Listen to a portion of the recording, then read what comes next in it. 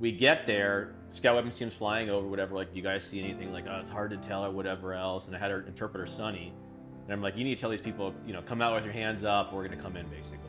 He starts yelling at da-da-da-da-da-da-da-da-da-da. Nothing.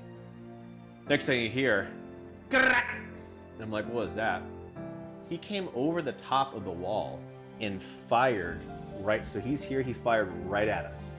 We're talking that far away, the top of the fucking wall, probably this high. And he outlined our bodies. He just missed us. He went and went down like that with his AK.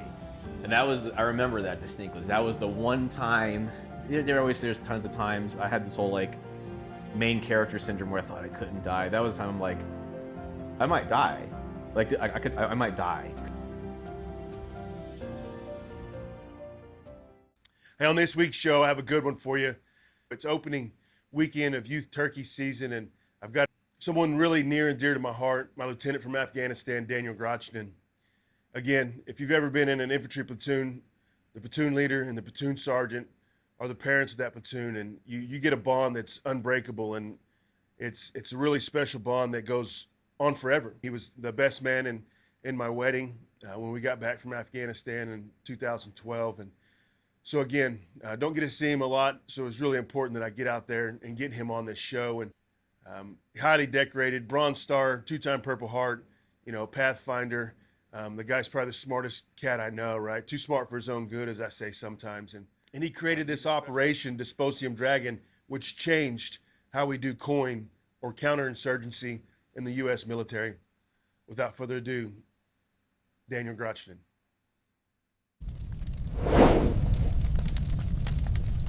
All right, so again, I'll just intro it a little bit. We'll just start bullshitting, and then it's always the hard part to get it started. It's like the first sentence of a paragraph. If you ever wrote a book, you'd know it's kind of hard to get started. I've never written a book. It's hard to get started.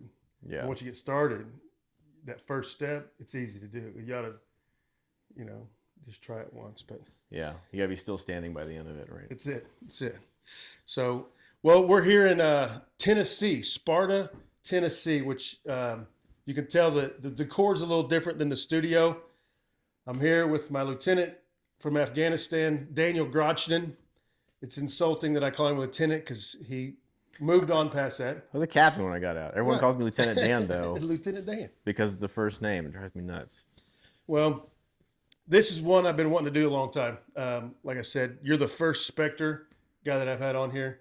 And it's only fitting. Right, of what we went through in Afghanistan with the Nasty 19 and what we accomplished, right? And I definitely want to get into it. And like I said, we could probably do this for 7 hours. Yep. And really, really get into almost every detail. But again, just staying at a higher level, and maybe somebody can come back and look at later and expand upon at some other point. It'd be cool to get some group stuff going. And so, but just to get us started, I arrived here in Tennessee 2 nights ago. 2 days ago, yeah. 2 nights ago, and I haven't seen G in quite a while. And get here, got him a new home, and beautiful little home, and appreciate you opening it up. And of course, we got the dogs hanging out, and scared the shit out of me the first night, right? And so the first ride in an E car, right? An electric Humvee, which. Again, well, how fast does it go? 0 to 60? It's 3 flat, yeah. 3 flat and right in. I'm just got in 10,000 pound rocket. So. Yeah. 12-hour trip out here. I'm tired. Roll in. He's like, hey, let's jump in. Let's go for a ride. And he's playing with his buttons like, oh, what the heck is going on? Then he floors it. I can't breathe. It scared the living crap out of me. It was. So new respect for electronic vehicles. I would have never done it before. I've always had like sporty cars and whatnot, and I would make fun of people with electric, but it's a truck. It looks cool. It looks like a cool truck, and then inside the interior is good. And I was just like, man, I'll make the leap. We're all gonna be electric eventually, 20, 30. It's a while away, but I was like, I'll just take the leap. I was happy though. Yeah, that was a little shocker that all around how fast it was. So it was. That's the introduction I had to here after a 12-hour trip. Yep. So. It's been awesome. It really has, and kind of coming out and resetting and talking about working out and just resetting myself as well as it's been really good and humbling and coming out here and seeing you. But I want to start off first just introducing where you're from, right? Again, before we get into the military stuff, give me a little background of Daniel Grachanin. So Army brat. My parents both were actually. So my parents got divorced when I was younger, like I was 6 or 7, whatever. But my dad and stepmom raised me. My dad was Army, enlisted, generator operator, does it now on the civilian side in the GS world. And then my mom, my stepmom, who raised me, she was it's actually funny. She was like a cartographer or something like that. I forget exactly. She did mapping, but the technology developed so much just under the Clinton era that they didn't need mappers anymore, cartographers, or whatever her job was, because of GPS and whatnot. So they're like, your MOS is disappearing. Do you want to get out and get some money every year, or do you want to stay in? Or I think it was like a forced retirement, something like that. I don't think she's actually given an option. So she went out, but they met in the military, both Army, both enlisted. I think they're both the same rank. I forget. But I mentioned that because I was an Army brat. Like Panama, Germany, Korea. I graduated high school in Korea. What's that like, going to school and on these bases, right? You're on a base. On a base. Well, most of the time, but then so that was actually interesting. So junior year or so, or I guess sophomore year, that's when my dad got out. He got his 20. And I was in Oklahoma, and it sucked because I had all these friends. And for once I was in like junior high in Germany on a base. And then he got out in Oklahoma. I was like, hey, I'm normal again. I got some friends, stayed there for a couple of years. They're like, just kidding. My GS job is putting me in Korea. So South Korea, when I was in 11th grade. So I left there, and my graduating class was 23 people. And what's funny is I'm white, obviously, or maybe not obviously. What's crazy is the school was on base, and even though he's a contractor that is going base, most of the kids were Korean, so I was the minority. I was the white minority guy. It was I think the school was 75% Korean, like mixed kids, like right. Korean American, straight up Korean. So there was like, I think the whole school from like 7th to 12th grade was like 400 people, and there was like 30 white people. So it was funny. And we were right outside the base. We lived off base in Korea. So, yeah. But then after that, I came back to the United States, and that's where I actually came back to Oklahoma. Yeah. Is the education on them bases, is it good? Would you consider it good? I mean, can you compare it to anything? It's DOD's department. What is it called? Department of Defense, something, whatever. It's DOD's. I don't know. It was okay. You had AP classes and whatnot, like college classes you could take, but hard to say. I was a slacker student either way, but yeah, it was all right. Yeah.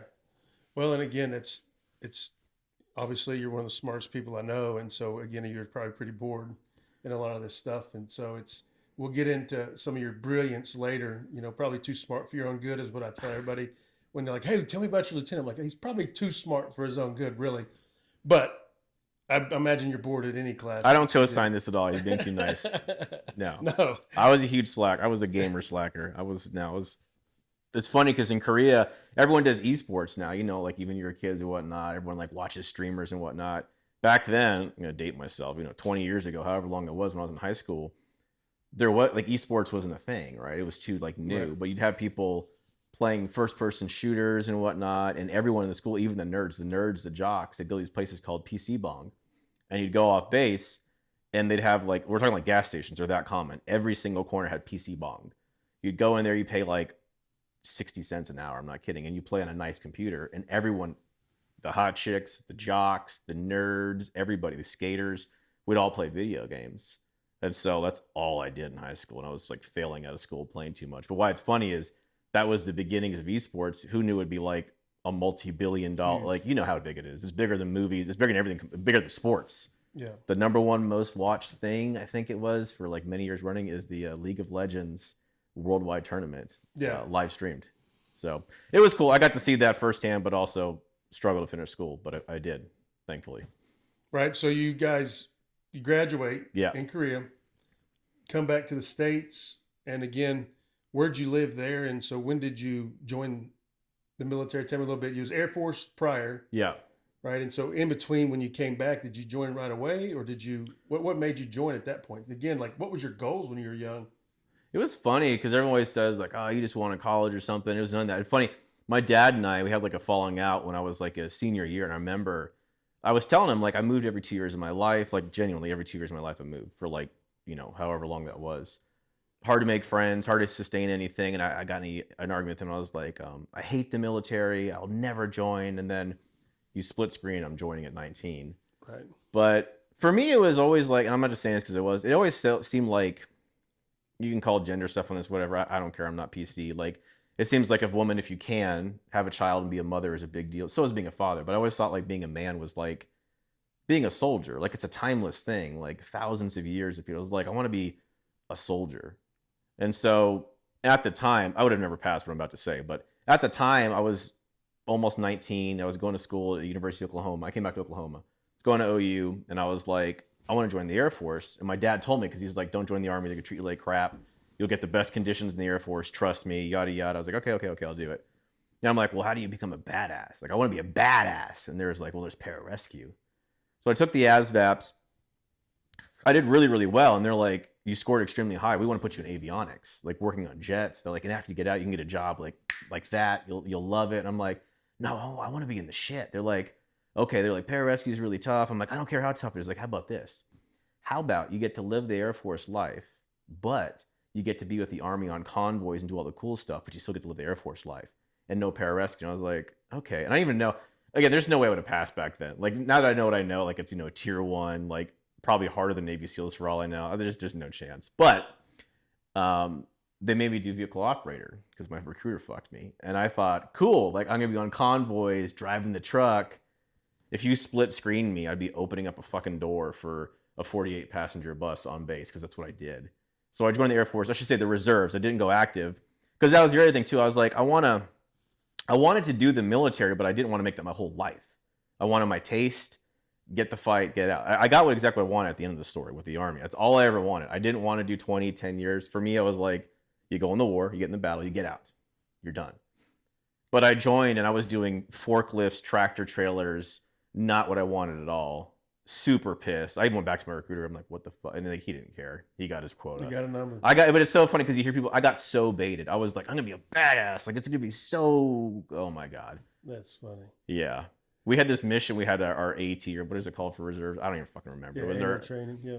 I go in this summer. We're in Lake Wisconsin. The fucking base was 1 square mile, and my route was a big square, and we would do 12-hour shifts, and I'd go and just drive. I remember just sitting there like, I got so fucked. So that's how it started, was the Air Force. I was knowing you, I promise you, like, those were miserable times for you. Like, I'd have hated to be around you then.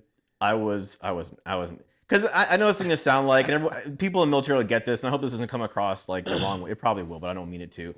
I was never supposed to be enlisted. I was like an officer mind and enlisted. Like, 'cause all my peers were always like, this guy is not like with us. And I remember one day I was doing the rounds, and I was so pissed. And it was all snow and banked, and I was taking a turn. I was like, this fucking job, I'm better than this time. And I turned it, and the bus starts spinning, and I ran right into an embankment. And thankfully, all that happened was it dented the license plate. That's it.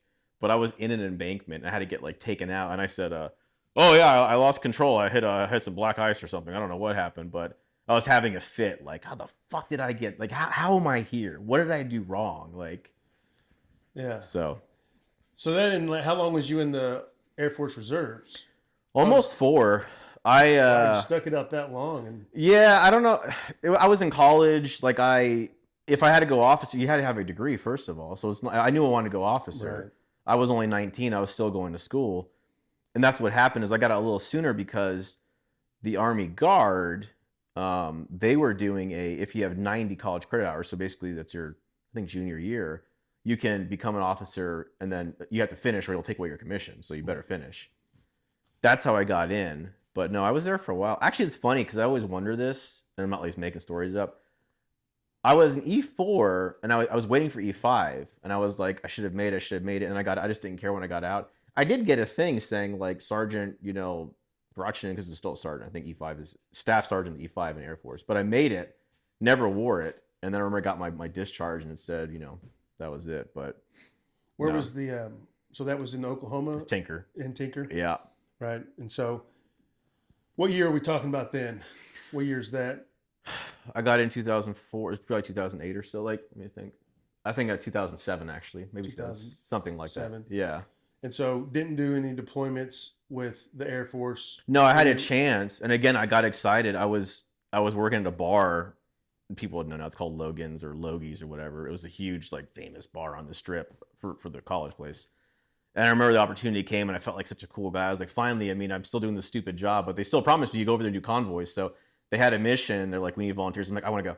I can't wait. And then that mission went away because reserve fills slots, right? It's not like the whole thing goes. And they took other people. And then that was about the time I think I determined, because I was so excited. I'm like, I'm finally going to get in the fight, even if it's in vehicle operations. And I got sick of it. And I'm like, okay, how do I get in the fight? And that's when I learned about, the Army. Yeah, so let's talk a little bit about that. So obviously you come to Delta Company when we're deploying in 2011 and 12.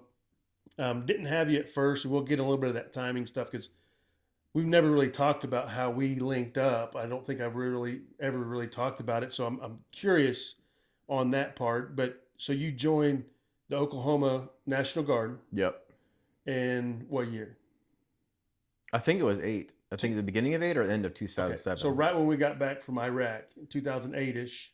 I think so, yeah. Okay. And you guys had done Katrina at some point. 05 was Katrina. Oh, that was way before then. Okay, 08 was 07, 08 was Iraq, and then so you got in that time frame. And where did you go? Where'd they put you at?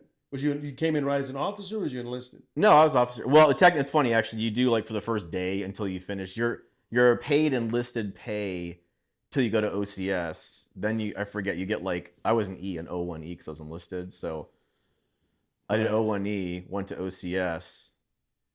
It's actually funny. I forget how to piece it all together. But yeah, eventually I ended up in Delta. They're like, okay, you're infantry. It's funny, just to kind of add to the story. I did it all and I scored well again on the ASVAB. You still take the ASVAB an officer. And they're like, hey, how about military intelligence? I'm like, no, I want to be in the infantry. And they're like, why? They're like, why would you want to be? I was like, because I want to be in the fight. That's what I want to do. And so, actually, I got to tell Strike Soy's thing about this every time. This is a true story. I'm going there to take the ASVAB the second time at MEPS, the Military Entrance Processing Station, right? You go there in the morning, you walk around like a duck in your underwear and all that stuff. Watch other dudes' dicks as you're pissing in a bottle. It's great. Anyway, I'm sitting, this is like a scene from a movie. There's these two guys sitting next to me or whatever, and they eventually ask what I'm doing. And I'm like, I'm going into officer. Like, oh, well, hello, sir. I'm like, I'm not yet. I'm there, like, but they're both going into the Marine Corps. It's like, he's like, damn, that ASVAB test. He's like, oh, the son of a bitch. He's like, I know. He's like, how'd you do? He's like, me. He's like, I got like a 61, which is like 61 percentile. And he's like, 61? It's like, you must be a goddamn genius. Oh my God. Like, how'd you do that? And he's like, what'd you get? He's like, I got 52, but they gave me a waiver. And I was just like, oh my God. Real story. The number's probably a little off, but I was like, I don't think you can even qualify with this. Right. But that was at MEPS. And then, I finished that, go through OCS, came out, and then they assigned me to Delta Company. Which then I was disappointed at first because I didn't know all the rules. I'm like, wait, Delta's mechanized? I'm like, no, I want to be on the ground. Like, what the fuck again? But yeah.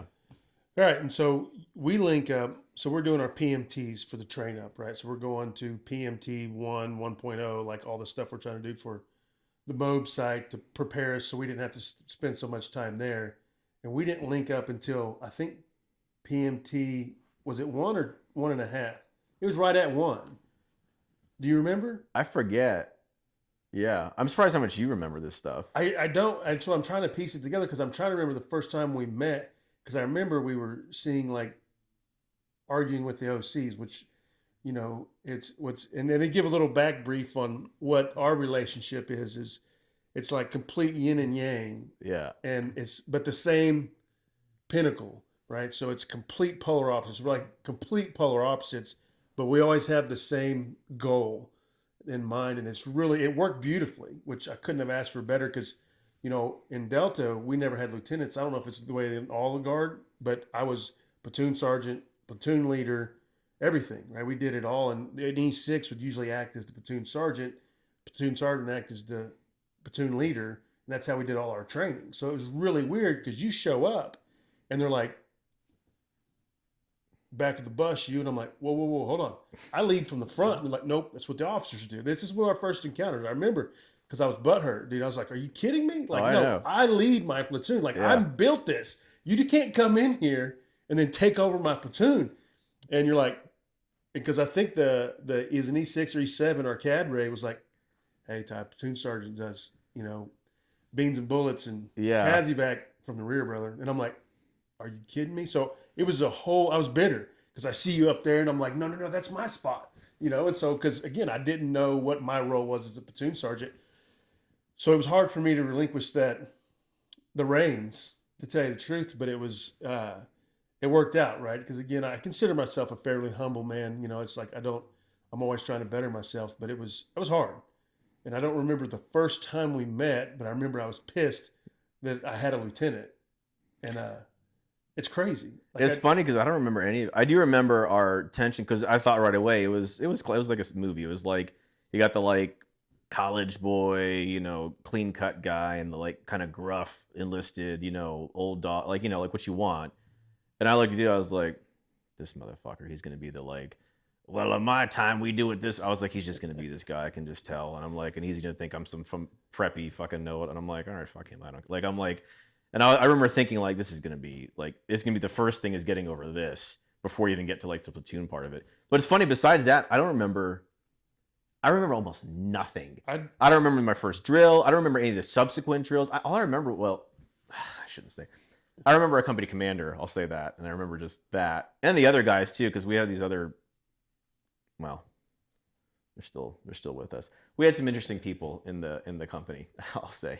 Right, officers. And it's crazy too because I'm trying to piece it together, and that's why I love not preparing for these interviews, like just talking and trying to coach each other along. Because I didn't remember that's how we met. Because I remember we were at Gruber, and again it was that same thing. Like we had to figure out, mom and dad had to figure out our positions before we could even jump into platoon stuff. And it was, I don't remember ever arguing with you about stuff. I mean, we pushed back, which naturally we do. It was subtle. We both knew. You know when you know, and it's like I had an opinion, you had an opinion, and we're both like, okay, yeah. It's crazy. Like I really haven't ever thought about that. I haven't. I don't because I don't even.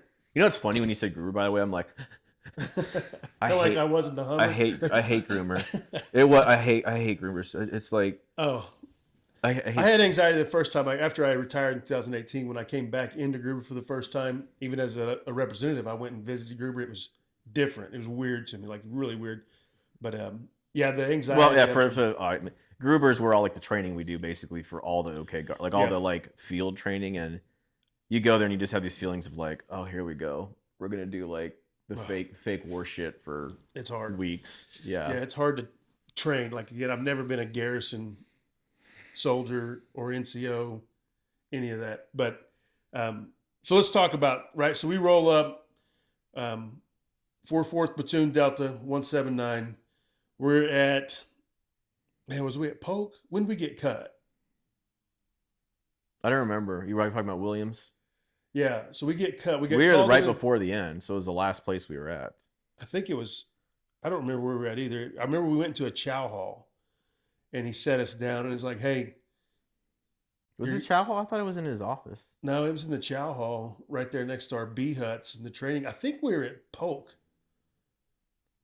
or Chaffee. Somewhere. I don't remember which one. Either way. But he called us in and I cried, right? He's like, you guys, we're pushing you to headquarters to be battalion PSD. Yep. And personal security detail. Colonel Harsh's personal security detail. And so in the Army world, like people think that's a great thing, but like it wasn't for us. For us, it's basically saying like you're going to be glorified bodyguards for a person that's never going to leave the wire anyway. So you won't be in any action, just so you know. And so that was what we took it as. And I don't want to say it's bad because I think it was because you and Williams had like a tension. He was trying to like get at you. I'm pretty sure something like that. There was always like that weird something. Yeah, I felt like it was a dig at me. It was because and let me. I know he's passed on, but like let's talk a little about that because like let's not make tie out to be the villain. I remember we were doing an operations order, right? And they're grading the entire company, and he was a company commander, and so like he was supposed to have an entire operations order ready for an entire fake mission. Do you remember this? Yeah. And me and all the other lieutenants were doing our best. Like think about like a senator and staff. We're doing our best to like give him the best speech, or they're like trying. He just didn't seem to care. Like he really seemed like kind of like, I'll be fine. And we show up, and he does the operation. You remember this? He did the operations order. He reads it off, it was the single most uncomfortable moment of my life, I think. Yeah. Imagine a person that's like, we will we'll conduct operations in the AO, okay, in the AO, in accordance, and we're like, it was rough. Oh my God. Like it was such a not. It was something like the first time a person's ever seen what was put in front of them. So I mentioned this because it's not like this guy was like some high speed stud that was like getting rid of the extra fat or whatever. He was an odd. I'm surprised. Well, he ended up getting relieved, right? And then we had. Oh right, I Captain was Weiss about to say, wait, what happened to him? Captain You're right. Weiss. Yeah, I think it was because of that probably because that performance was. It was. I don't know what was going on with For him. people that don't get imagine, like again, because this analogy is sick. If you're military, you know it. If you're not, like, it was that bad. It would be like, it was horrible. These people are gonna go. Where are they gonna go? They're gonna go here, and these people, and I'm like, holy shit, dude. This is in front of active army. So active army's watching us like these fucking clowns. Yeah, his OC was sitting there grading him. Yeah. And it was. They're like, these clowns are going to deploy. I forgot about that, too. I remember, because I remember just sitting there like this, like, oh my God. And again, you're embarrassed because it's active army looking at us. You got the nasty guard, like, oh, they're just security. They're just like, would be active. They're not real army. And you got this guy just utterly embarrassing you in front of everyone. Yeah. So then we get Captain Weiss, and then we get cut. We know we're cut. Yeah. So we were pushed back anyways. We were pushed back platoon. It's probably what we should have named ourselves anyways. But nonetheless, it worked out. It definitely worked out for the better of us, and we really... Little did we know. Little did we know. As painful as that moment was, and I remember literally crying, just like, I'm a war dog. I want to deploy with Delta Company. And, you know, I said this in another video. Hold on, I got to interrupt. Smith, my friend. Lieutenant Smith? We were talking about all these... How do I forget? He's one of my closest friends. Smith.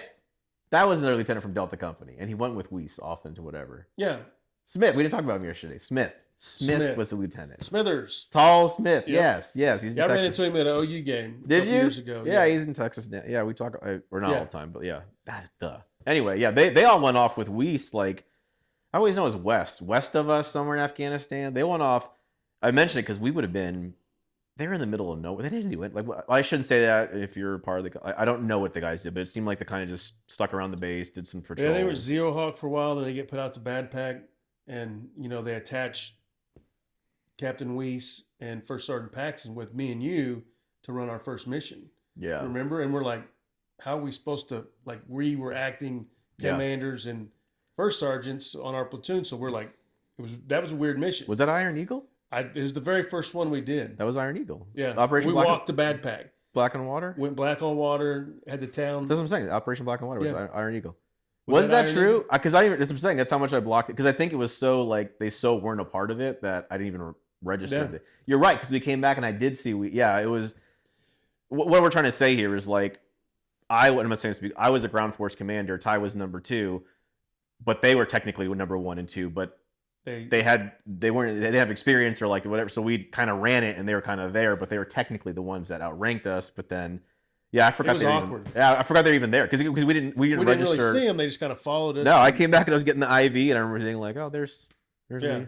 It was tough because again, it was really weird, but it worked out for us, right? So we go in. We're Colonel Harsh's PSD. We're at Fob Metalam. Right. And again, the whole flight in and all that, I don't remember all that. I don't care about piecing all that together, but we get on ground and we don't really know our role. Right. So Harsha's like, doing some missions. We're running with him. No, we did have a role. They're like, what we're going to do is once a week go to the governor's mansion. That's it. So we went to the governor's mansion, which was 3 miles away. We would get into friggin' Humvees, or I guess the Max Pros or whatever we had at the time.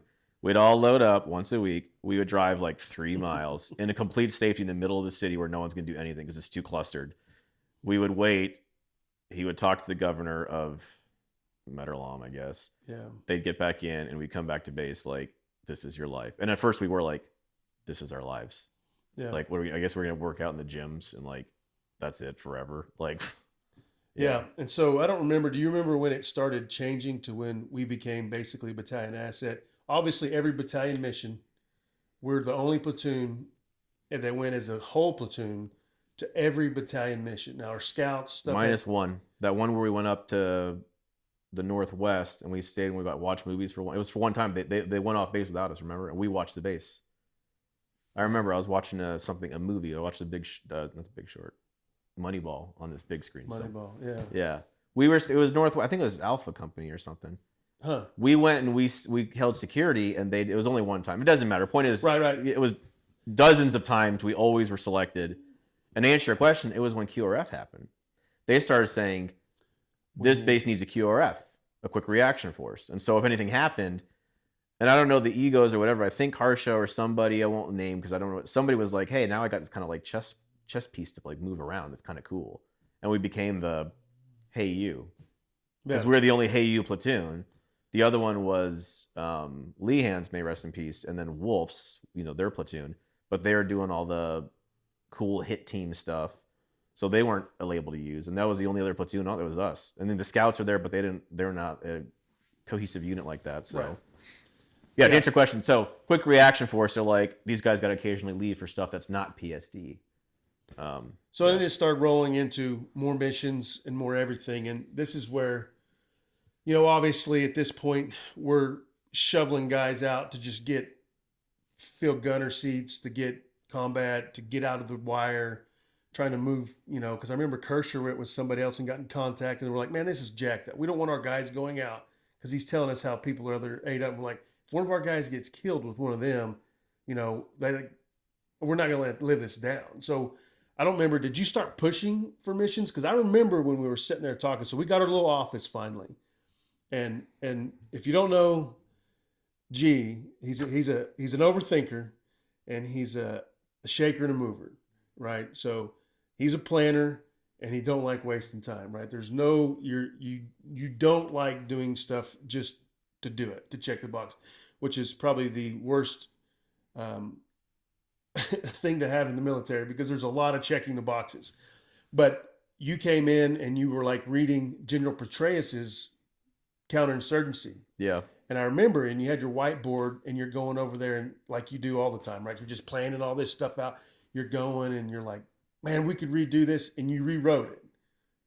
Coin. And we named it the Sposium Dragon. You named it. Well, yeah. So what happened? First of all, it's funny because Ty and I both, this is to both our credit, we would just he has this way of charming people. I have my way of charming people. We just wandered around the base and just show up to places and make friends. Like, we got an office. We never were supposed to have that office. Right. We just started procuring. We're talking about we'd go to places, it sounds very vague. We would go to in buildings and be like, what do you guys do? Can I have some of that? And they'd be like, who are you? I'm like, I'm cool. I'm Dan. Nice to meet you, man. Can I have some of that stuff? Or is there room for us here? And they'd be like, who are you? And so we got an office. A backspace. We got an office. Yeah. That people are just like, and I guess now they have an office. And we just kept on imagining things into reality. People started playing into our frame. I guess that's there. I mean, people would show, you'd have Colonel show up, where's Specter at? Their office is over there, office. Yeah. So no, what happened was basically I started going to the weekly briefings that would happen. Because I was Colonel Harsher's PSD, I would be in the big officer room where they'd all do, I would sit in some chair in the back, the cuck chair, watching.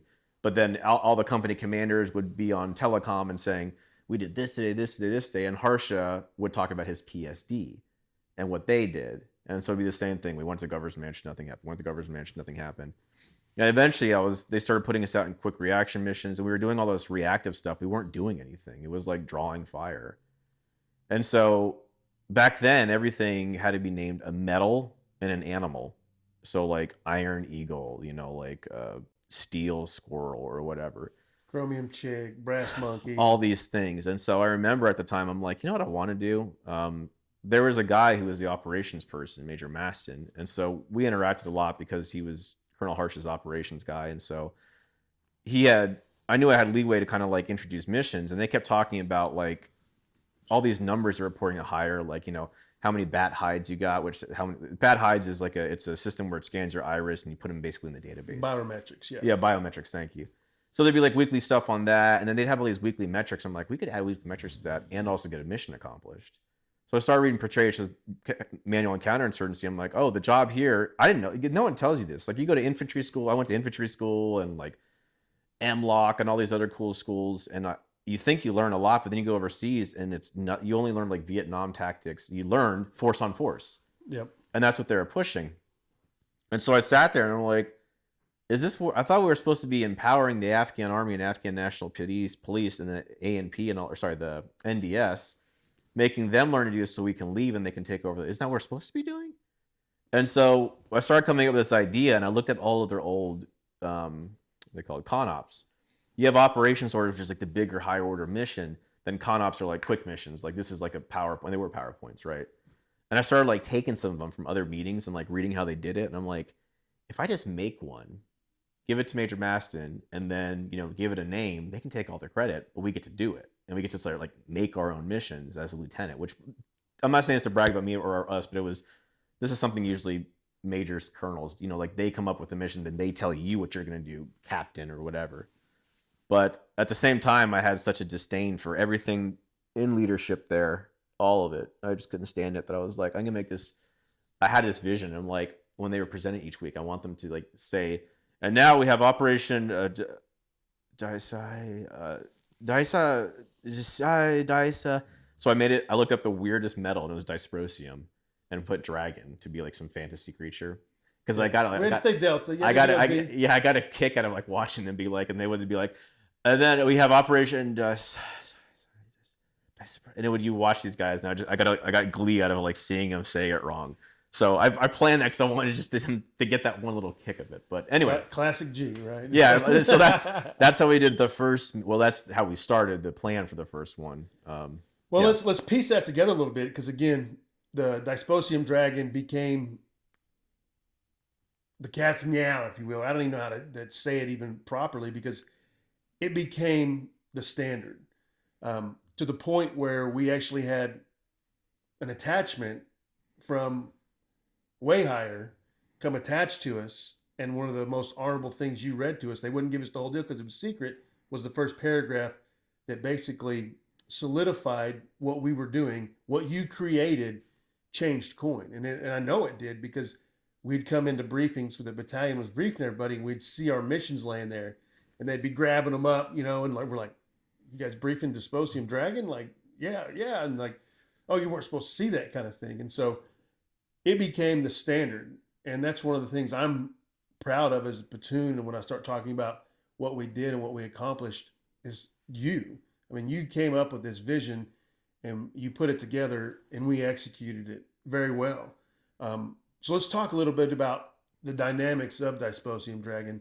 Well, let me coin was. Yeah, let me fill in a few things there too, because it's funny you say. First of all, that's really nice, and it wasn't me; it was the entire platoon and everyone that came together.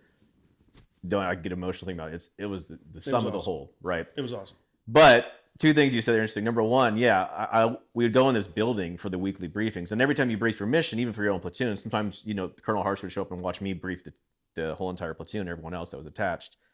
They'd leave some of their plans out or whatever. And one time we went in, and at that time, a general was there.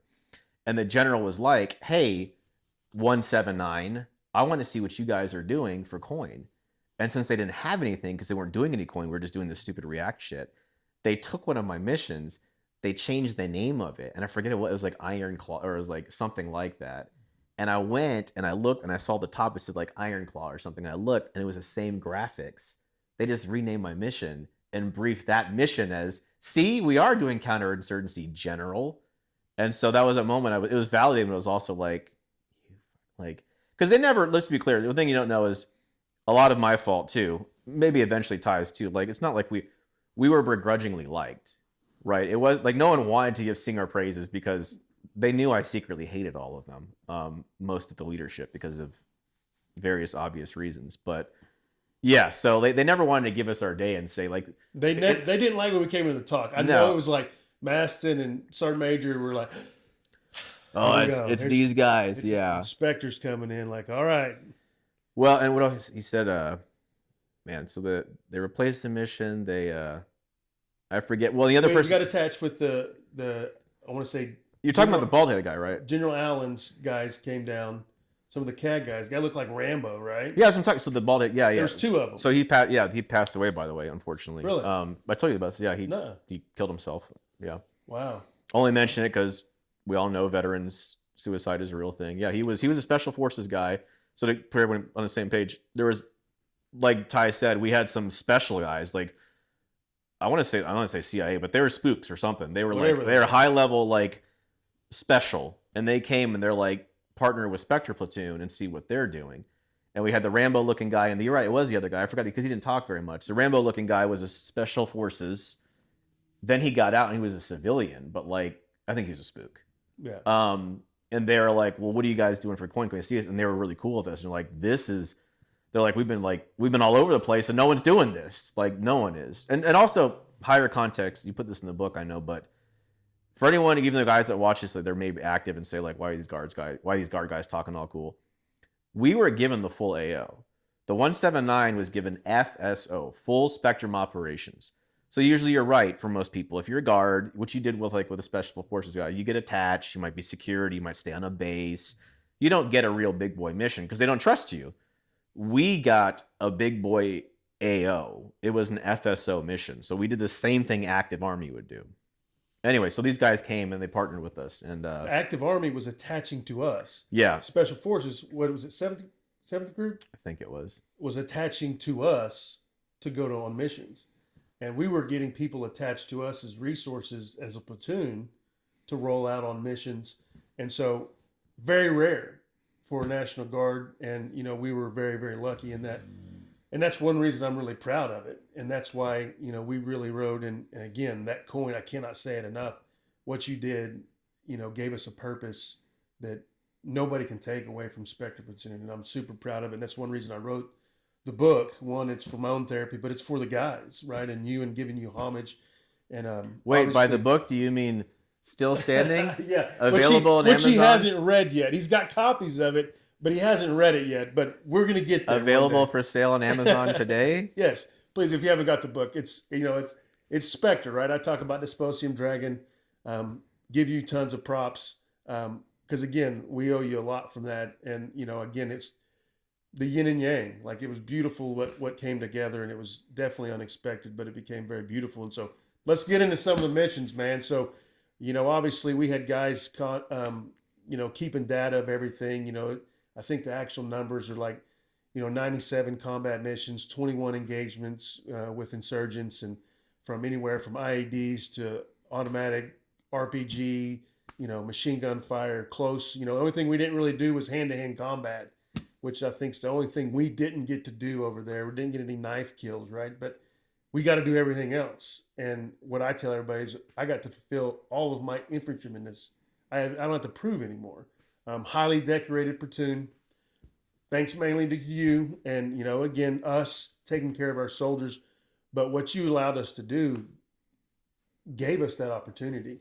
And so I think we ended up doing, golly, how many Dysposium Dragon? I remember Dysposium Dragon 8 was Sadi, which Potter got hit with the IED. I forget. That was 8. I think it was sub 20. I think it was like 17 or so. Okay. And people, this is just in context.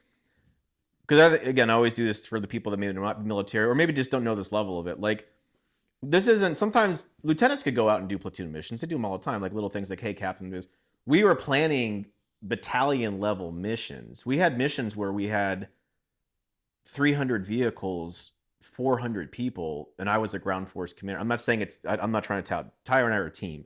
But you gotta understand, you had a fucking E6, 7, and a first lieutenant that had like majors and colonels come out and be like, what's next? Because we're the ground force commanders of the entire mission.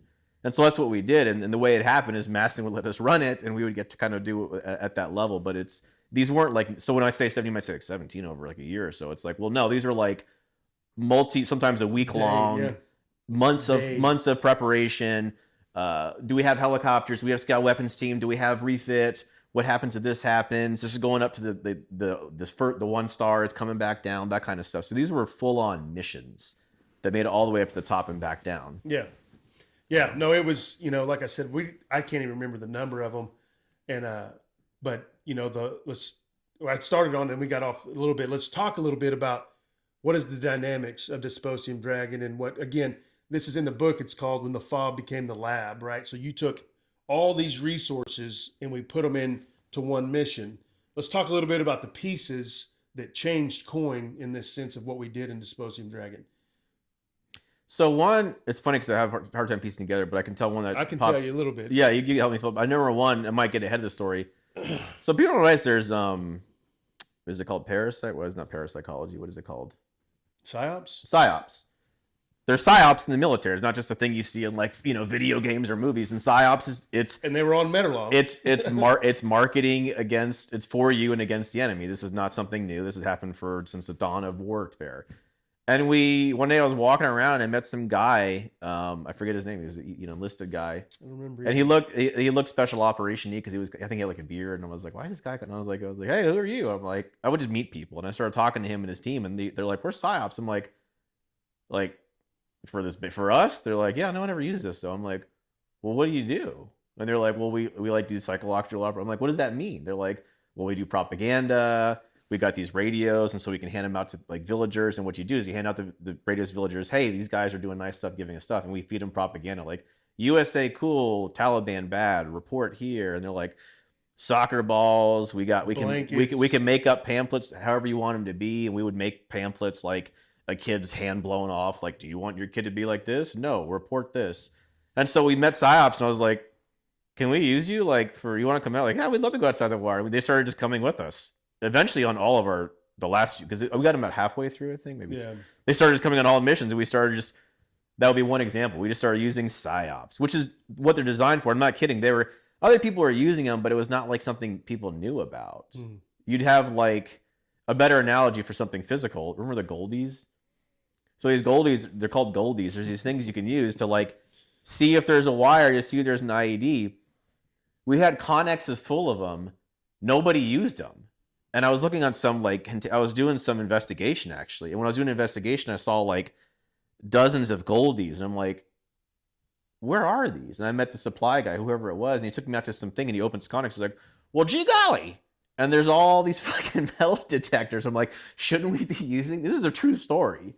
And so we just started taking the metal detectors and using them, and everyone thought we'd like split the atom. And we're like, no, it's out back and no one's using this. Yeah. And they suck too, right? It was like weird. It was like they don't horrible, do anything. I don't think we ever we probably found like two things. For the first time we used them, and it was it was rice patties. I remember walking across and falling in, some crazy stuff. But so we had psyops, we had LEPs, the law enforcement personnel. You'd use them. Let me kind of jump. Oh, jump in. I keep jumping. LEPs. So yeah, Boglioli. Bog. And I'm so. Warwa W. I forget his name. I still have him on LinkedIn. So LEPs, law enforcement professionals, they had a great idea, which it was. Ty would know better than I. I've never was a cop, but you weren't a force-on-force soldier if you were in Afghanistan at the time we were. You were like a cop. You would go to villages or towns. I use this analogy when I brief the guys.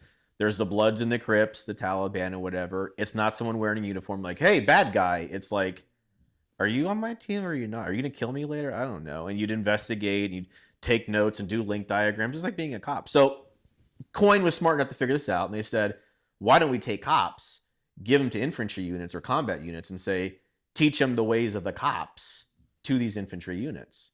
And so, again, we found these guys, I remember his name, I forget. Boglioli, great, such a fun fucking character, like hilarious dude. And somebody Yankee else. accent. Total like New York type, yeah. And they would attach to us and teach us like cop stuff. Now him and a lot of the other guys were cops themselves because we were guard, but they were really invaluable for us. They would teach us things. They would how to investigate people, interrogate them, all kinds of stuff. Well, in the Hot Cocoa attack, we became the standard of taking pictures of the crowds after we were attacked. So Bog took shrapnel to the face, and we're acting like we're taking a picture of his wounds. Well, we're taking pictures of all these people behind him after we got attacked that night before, right? And so we're redoing his medical bandages, and then we'd take it back, and they would cross-reference because they had confidential informants. They had typical police investigative stuff that they'd say like, oh, yep, he was Taliban. Yep, he was part of the ones that attacked you. So that became our SOP there. Let's talk a little bit about, I know your favorite FET team, right? This was essential that we had FET teams. And, we attached them to civil affairs. And, they would go into towns.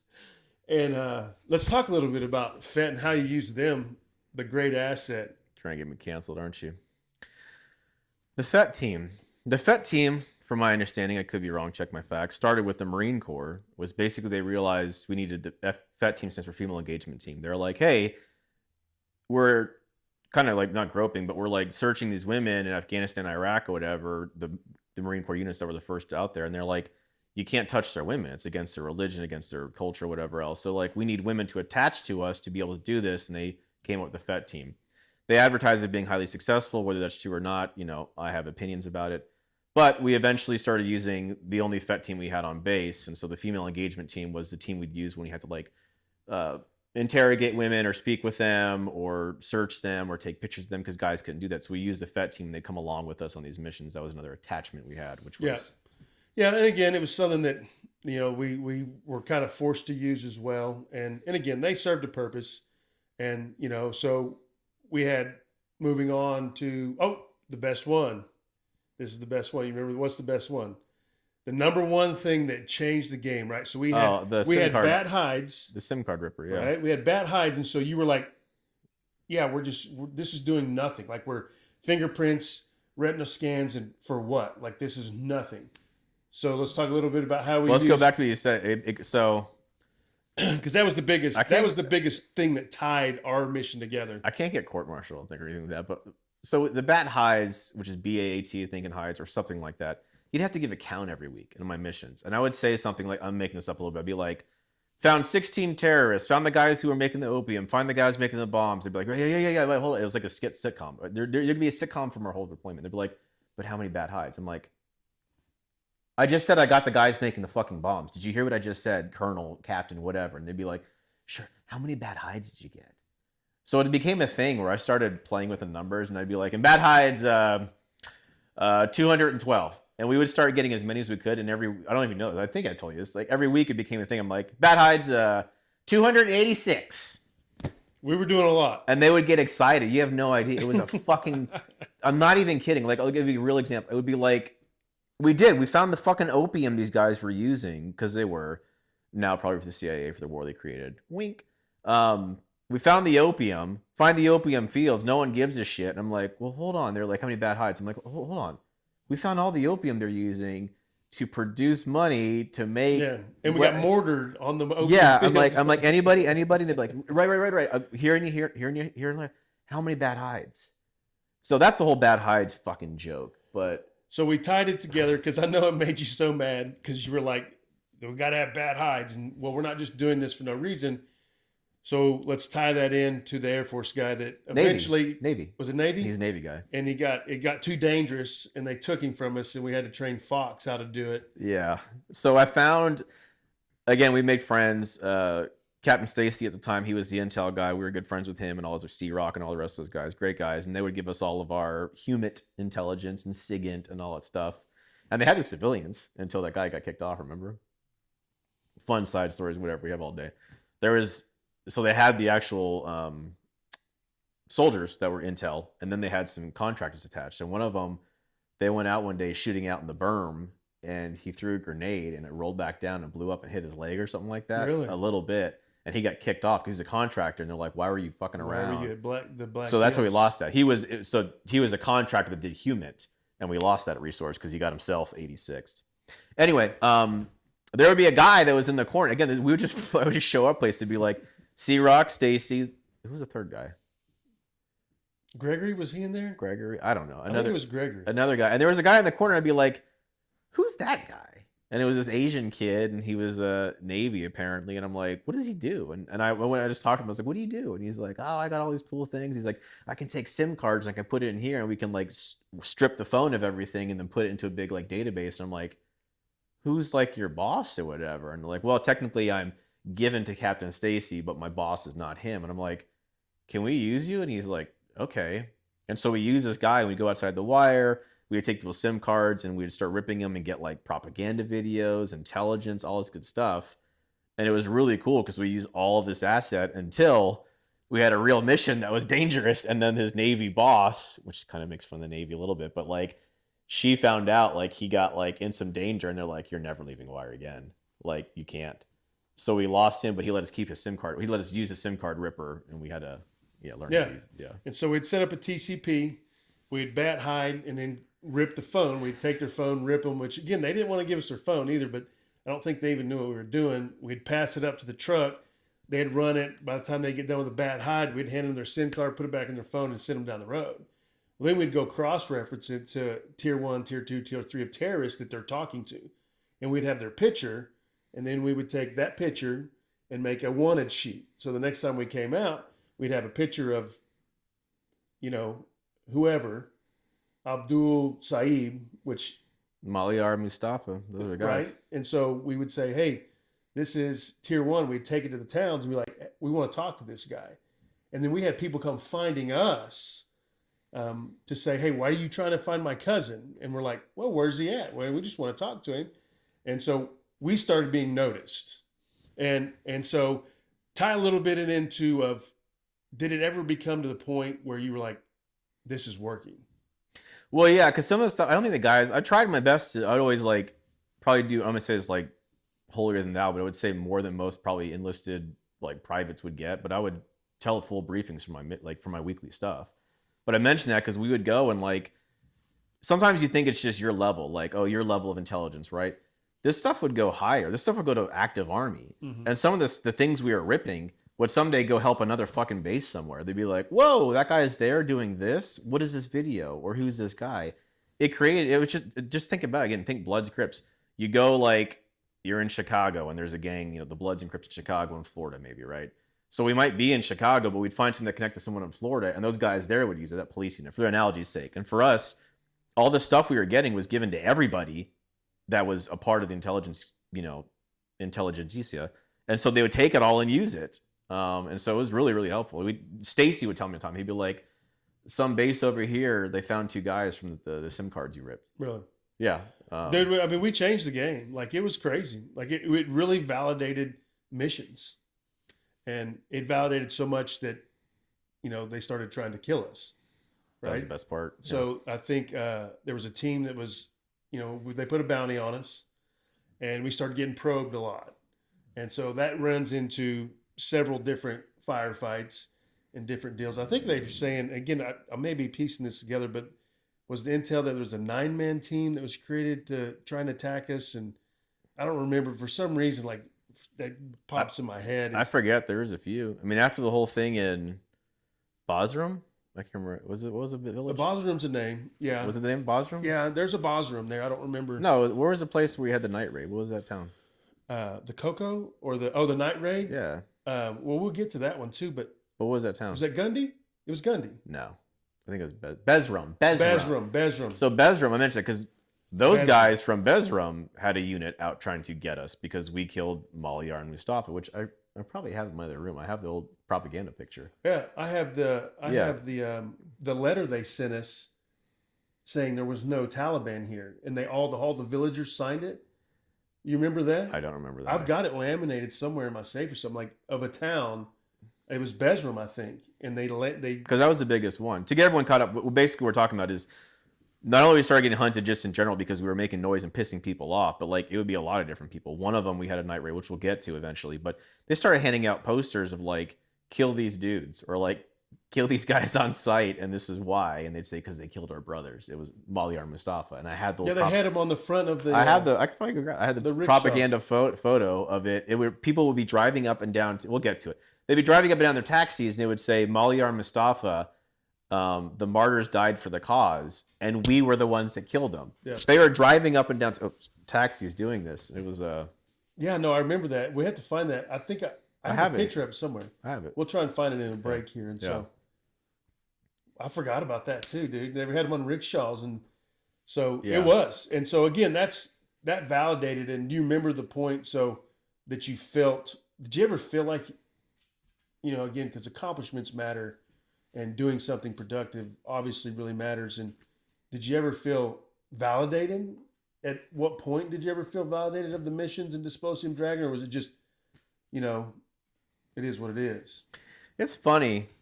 It's a good question. So I mentioned the movie Moneyball came out, and if you guys ever get a chance, Moneyball is great. Screenwriter's Aaron Sorkin. He writes all this great stuff. It was a good one. Yeah. It was sports too, which you're not a sports guy, but yeah, and it's a true story of Willie Beeman, I forget how to say his name. He was general manager, I think, of the Oakland A's. And at the time, it was called Moneyball because the way you won baseball was you would pay for the most expensive best guys and make the most expensive. You buy your team. Yeah. And so he brought on like a quant or something like that. This is all true. And they figured out how by using everyone's strengths and weaknesses with a lower budget, they could still compete. And they almost made it. I think they did make it. They made it to playoffs. Didn't win, but he changed the face of baseball forever. And near the end, Brad Pitt, who plays the character of Willie Beeman, he's saying something like he's talking to Jonah Hill, who's supposed to be the quant or whatever. That was the numbers statistician. guy. Yeah, and he's like, "Look what you did, how you changed things." He was like, "Yeah, but we didn't win." He's like, and that's what they'll remember is we didn't win. And so I thought about that, and I got kind of emotional when I was watching. I was watching it in the theater. I got like teary eyed because I'm like sitting here like, are we doing it? Like what are we doing here? And to make it a bigger thing, so I will go there. Like, you had the Russians go in there, we kicked them out by giving all the Afghans and the rebels, ways to get them out of there. Then we come back and they're fighting us with our own weapons. Then we leave, and you got fucking the whole the Biden administration et al. That just let them go right back in and use the same fucking weapons, everything left behind. So I remember thinking that. I'm just like, no, at the time I didn't think that far ahead, but I thought it in the microcosm we were in. I'm like, are we doing anything? Are we accomplishing anything? And for what it's worth, yes, in the way that we were supposed to, in the way we were supposed to carry out operations, we did. Most guys, and this is something that happened in infantry school, you're in infantry school, everyone's thinking about the same thing. Right? Going to Ranger school, getting their tab, going overseas, getting the fight, getting their heads. Like, Billy Badass, getting the fight. I always thought, I'm like, that's not what we're supposed to be doing. Like, this is a counterinsurgency. We're supposed to be, like, affecting this country, changing it so they can take over themselves, whatever else. But I said all to say, I feel accomplished knowing we did that.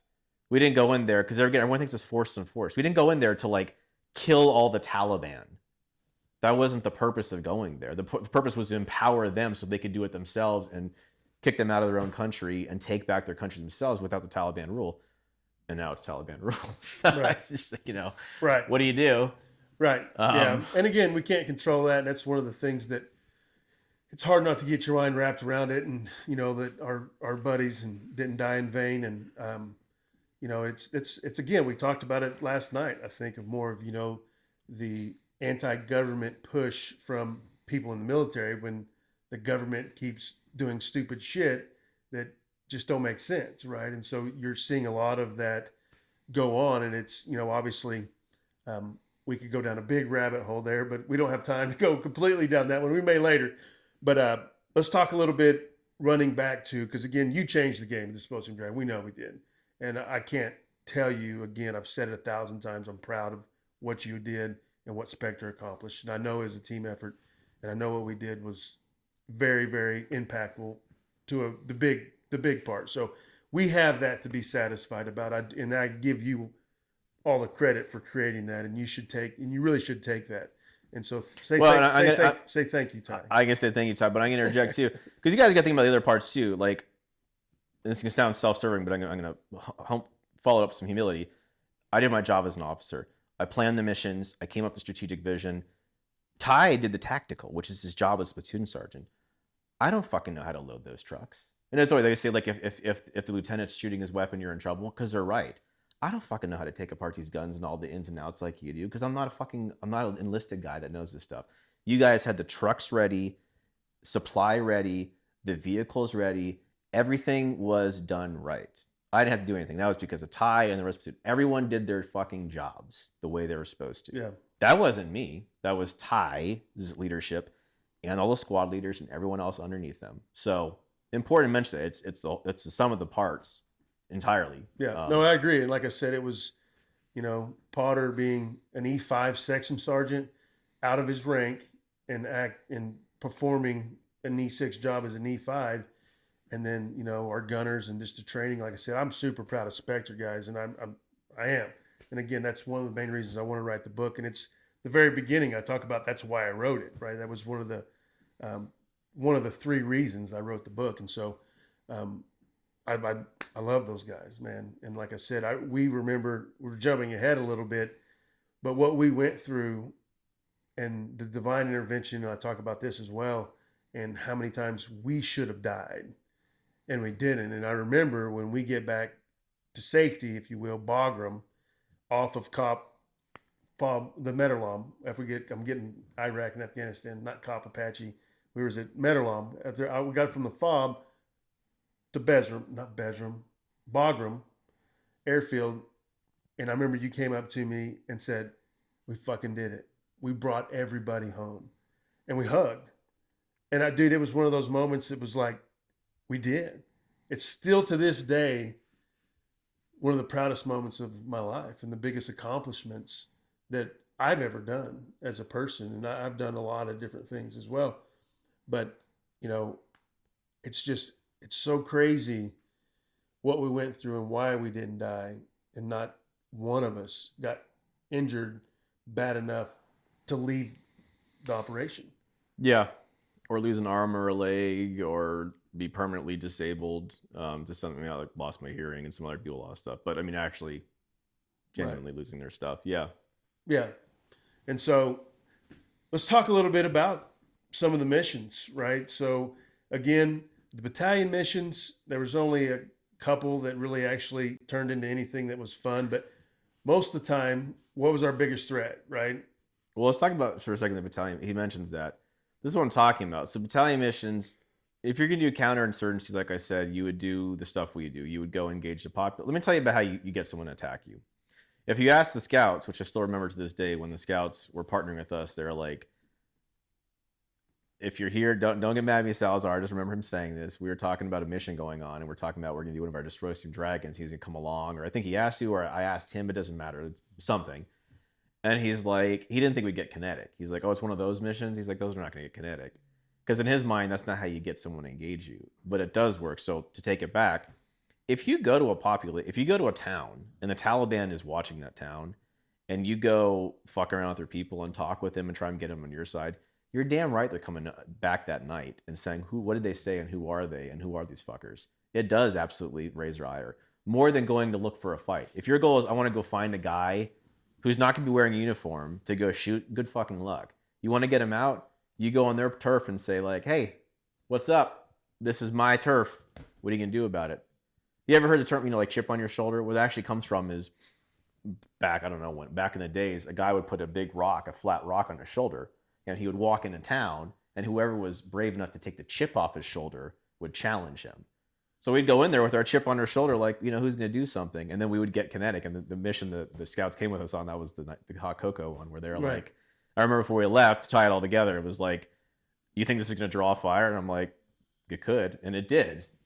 So where am I getting at? The Italian missions were all yawn, standard, full spectrum operations, force on force. It'd be like, establish a perimeter in AO. Blocking position. A blocking position here. And Ground then like come in and push through. Right, and they would think like, and what you're gonna do is you're gonna siphon the enemy through this valley, and then you're gonna aim. I'm like, this isn't the fucking like Nazis. They're not like a fucking recognized force that are gonna come through like this rank and file, right? Yeah, like, oh, there they are. There's all 300 of them. I'm like, I see them off in the distance. Call in the mortars. And so all our battalion missions were like that, and it was like, most of them we would sit like on the perimeter and like read books or play our fucking PSPs or like read magazines. Like, what are we doing? Yeah. Yeah. So those are battalion missions, but continue. Yeah. Yeah. And so we might as well it's just jumping into them because they all kind of go to me just with hot cocoa, right? So we have attachments. We're doing a Dysposium Dragon. We go into a town. We're playing volleyball with the locals. Right, I'm pulling security, watching the guys have fun, right, and I'm just like nervous as hell, like we shouldn't be doing this. And I remember Jarvis is 6'6", and he's spiking on these guys. Like the guys are having fun. They really were like interacting with the locals again, pissing the enemy off. So we're interacting with the locals, having fun, and then we all gather around for the evening and bed down, and we're sitting there talking. We got our 360 perimeter, and we break out the best thing we ever had in the field, hot cocoa and the coffee, right? It was basically like an MRE. It would heat up on its own. We were sitting there making hot cocoa, and you stand up, and what happened at that point? So a couple things. That was a mission. So first of all, the day before, the whole mission was another counterinsurgency mission. The area around Bezrum, which is a place north of us, like a couple clicks or so, we knew that was probably a hotspot where they were making IEDs or doing something, some kind of hub or something. So we always try to get into that area. And so we were working our way up through all the different towns, doing bad hides, talking to people, giving out the rehab radios, doing our whole entire, at this point it was the whole clockwork thing, the Dispersing Dragon. The first night I remember we were out there and the scouts got mad at me because we thought we heard something on the perimeter. And so I called for illumination. They're like, if you call for illumination, it'll scare them away. I'm like, yeah, that'd be good. And they're like, no, we want to get in it. And I was just like, okay, here we go. Then the next day was that day. We were playing volleyball with the guys, and I talked to the village elder, and we had a shura, which is where you sit down and everyone meets together, Ty, me, and the rest of them. And he gave us Pashtun Wali, which Pashtun Wali, I don't know if I'm saying the right as a noun, but Pashtun Wali means, I will give you my protection on behalf of the village, fucker. So they gave us that, and then we still got attacked. But yeah, I remember this distinctly, and it's funny. The movie Bridesmaids had come out during that time or before it. Great movie, by the way. And so the bigger girl, I forget her name now, the chubbier girl who's funny or whatever, Right. They go to a wedding store and they're looking for bridesmaids dresses, right? And so she's trying to like go over a couch and she's really big, and so she exaggerates her leg and she goes like this and like falls over, and it's really like, it's like physical comedy, ha Yeah, I ha ha. remember that. Yeah. And so I keep trying to think of her name. It's gonna drive me nuts. Catherine something. I don't know.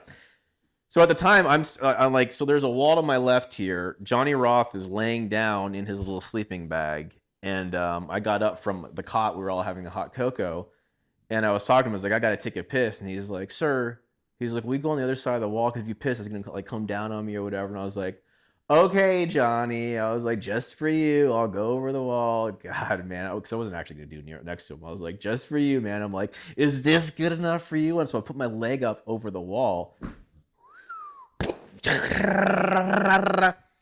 Now here's the thing. Someone called me out and say this didn't happen, but I'm pretty sure it was. What happened was, again, like to make it better, if that's the wall and I'm going over, it's just fields out to the road.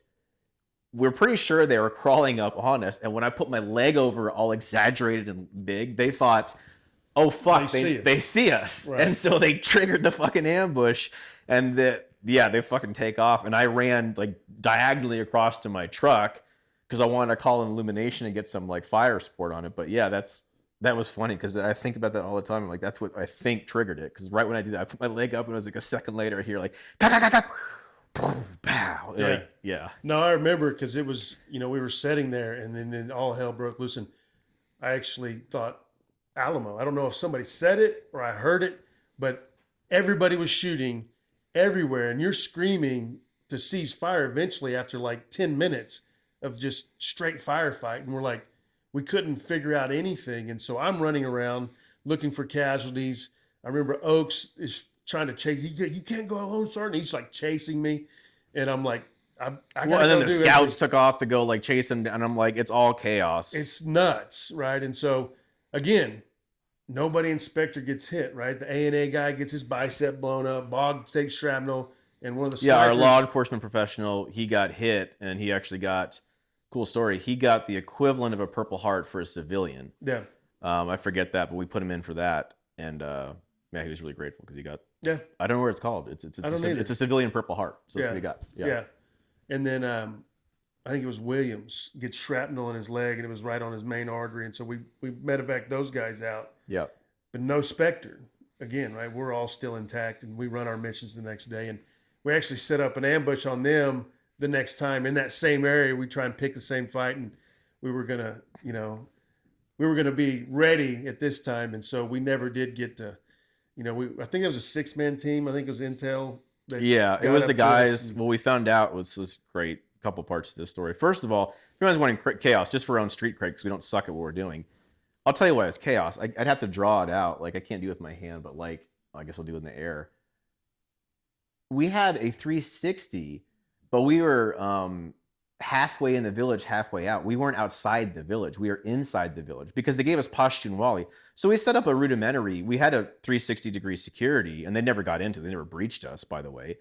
but we were like in the village, outside the village. So you got like right. Culottes here. you got like you don't want to hit the villagers, but where is it coming from? And like I thought we had Pashtun Wali, and maybe they just did that one. Like it was too much chaos going on. And we have A&A just shooting their PKM and that's the thing everywhere. Too. The other thing, as soon as those guys get a chance, they'll fucking kill a small family. They don't care. Those guys. But the next part was so all the pictures we took. We gave it to C-Rock and the rest of them and Stacy, and they're like, yeah, those 3 guys playing volleyball with you, they're terrorists. And those guys were probably scoping you out. And it was one of those lessons learned. You're like, there's always something. Right. Yeah. So those guys were cleverly playing along with us to figure out our security, and they were casing us. So. Yeah. No, and again, it's just crazy. And so let's take a break and then see where we're at, and then we'll come back.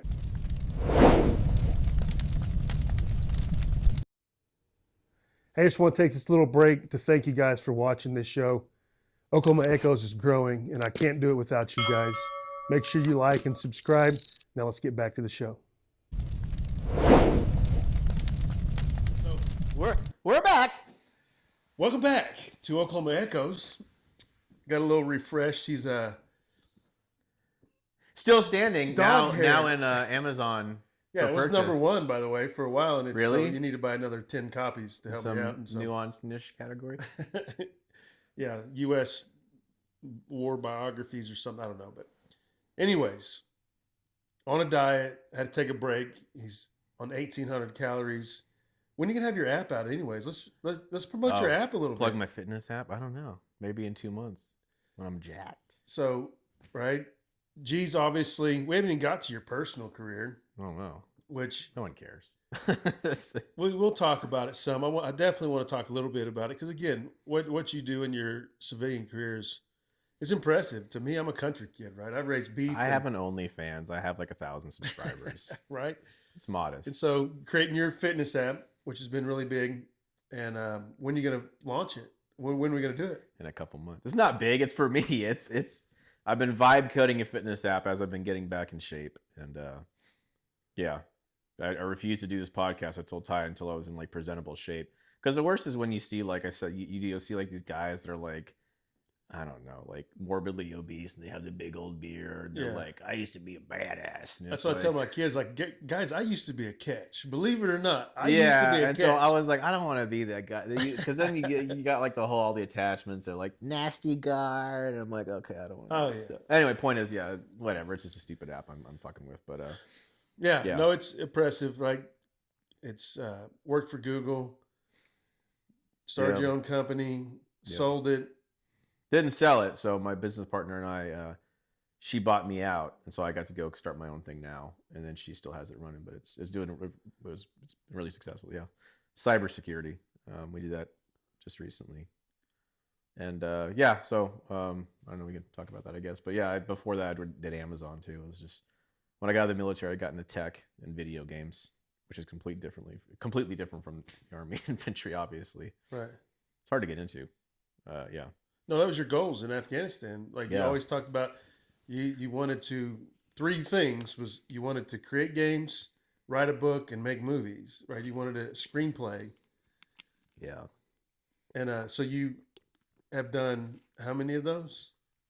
1. Hey, 1 of 3. The easiest thing to do in the world is not write. I love that quote.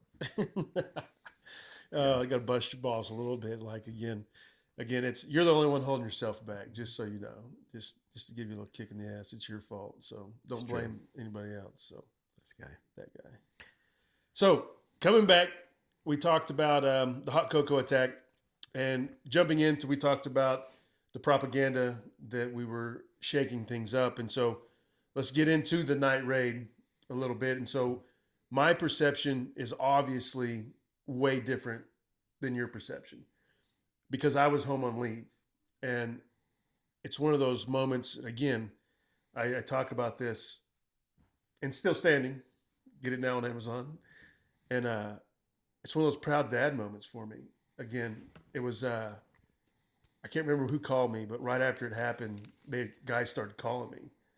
And I was like, I got to go back. I'm ready to go back. And so I'm gone on leave. Go.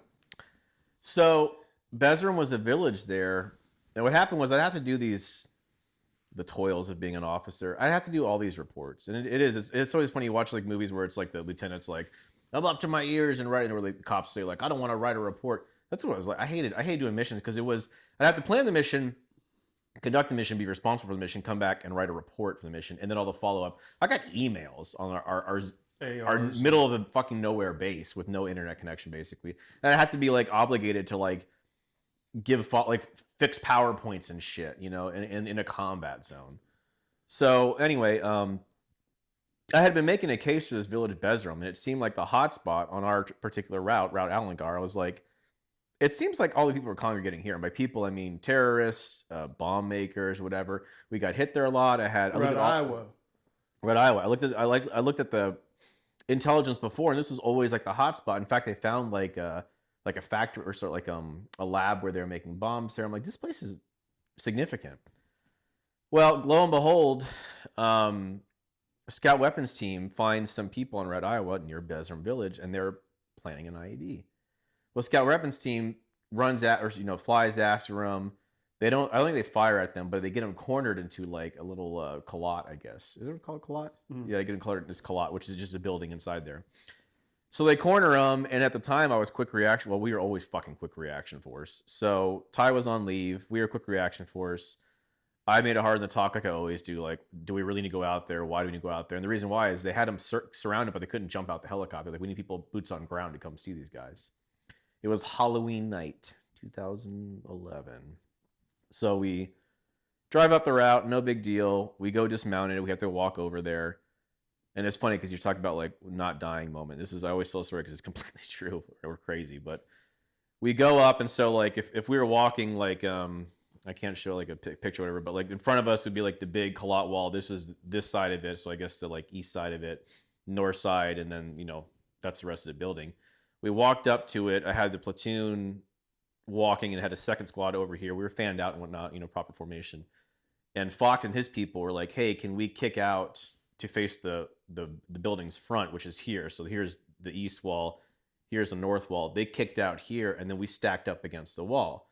And everyone knows in the stack, your forward guy is here, your side guy is to the side, your side guy is to the side, your back guy is to the back. And if you're next to a wall, one of your guys is up at the wall. Well, we didn't, so we're next to the wall like this. I was in the middle, command and control is always in the middle. Front, side, I'm side sitting here, someone behind me and then one more person behind them.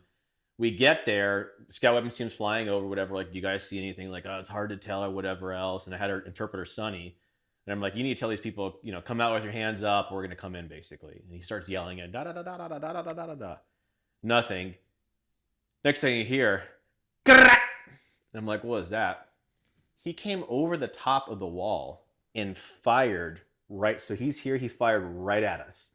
We're talking that far away, the top of the fucking wall, probably this high. And he outlined our bodies. He just missed us. He went and went down like that with his AK. And I remember that distinctly. That was the one time, there's tons of times, I had this whole like main character syndrome where I thought I couldn't die. That was the time I'm like, I might die. Like I might die. Because like I immediately look up, everyone else does too, and we're like, holy shit, like it outlined our, like a fucking Itchy and Scratchy cartoon or something. Like Pulp Fiction when they come out of the back bedroom and they're all like, yeah, and like you see where like all the holes are right next to you. I still to this day, I still to this day cannot. All of us died. If he would have done it right, a straight down shot, heads, right in the dome. So that happens. Scared shitless. Now we have the right stack. My fault, I guess, or I guess because I was the commander. Someone should have been fucking up there like that. They did. Well, we're facing the door, and we're with the Afghan National Army. It's important to note that they're partnering with us because the Karzai 12 was a set of 12 different rules or laws by President Karzai, Prime Minister, whatever the fuck it is, for Afghanistan, where it was like, Americans can't do operations in Afghanistan unless they follow these rules. And one of them was, you can't be the first person to enter a house at night unless it's an Afghan person. That was the Karzai 12 rule. So I got him cornered. I'm like, Sonny, tell them, come out with your hands up, or we're going to throw, and I said bombs. I meant grenades. I was like, we're going to throw bombs in there if they don't come out with their hands up. So like, he says it a couple times, nothing. Next thing we know, boom, they open the door and they're firing as they're coming out. Two guys, we don't know the time I'm getting like filling in the stuff. Two guys come out, they're firing and spraying and running. This guy is running this direction, and we had night vision, but it was useless, like always, so I took it off. And I mounted down and I fired right at him center mass. Jarvis claims I'm the one that hit him. I'm not doing, I don't fucking care. I really don't. Smith did it. I don't care. But he says, because I fired this way, Jarvis fired this way, and the second guy peeled out here and he clipped him. But important to the story, because I always mention this, I'm not gonna try and like be the cool guy. I had almost like a Forrest Gump Purple Heart. Mine was because one of the guy, I think it was Jarvis, somebody put their weapon right here, and when they fired it, it blew my entire ear out. When I say blew my ear out, it was blood and clear. And to this day, I've lost basically all of my hearing in that ear. Entirely. It's just gone, high tinnitus, whatever. But that's what happened because they put their fucking weapon right here. So I clipped that guy, I think, or somebody. Other guy runs off, and then Scout Weapons team, I remember this. They're like, I knew exactly what they were doing. I was a ground force commander, so they're like, I see the enemy retreating, or I see someone retreating. Do I have clearance, Specter 6, because I'm the guy on the ground, so I control them now. Do I have clearance to fire? I'm like, if you can confirm, he's like, I cannot confirm. I just know he's a guy running. I'm just like, you have clearance. Because if I was wrong, he's going to kill a civilian. And I'm like, you have clearance to fire. So the guy finishes him off. We'll find this out later. With an M4 outside of his helicopter, his little OH-56. Yeah. Yeah, Kiowa. Yeah, the Kiowa. So he fucking shoots him. Finishes him off, but we're like, there's still another guy inside because there's 3, we were told. So we're waiting outside there. I'm going to tell a story whether Fox likes it or not. We're waiting outside there. We're like, hey, I bring the Afghan lieutenant, another lieutenant. I'm like, hey, come here. I'm like, you guys need to go in there.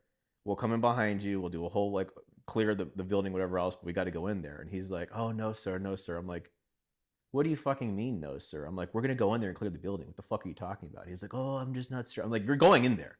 Just make that clear. I was like, you're going to fucking go in there. So I'm like, let's get the grenade ready. And Fox is going to throw it. So Fox prepares a grenade, kicks the door, throws it in. I'm like, did you pull the pin? He said, fuck yeah, sir. I fucking pulled the pin. He didn't pull the safety pin. So it didn't go off. And then I had a grenade. And so I was like, I'll do it. So I get it, say frag out, throw it. And to this guy, this is making me mad. This is all on fucking a video somewhere.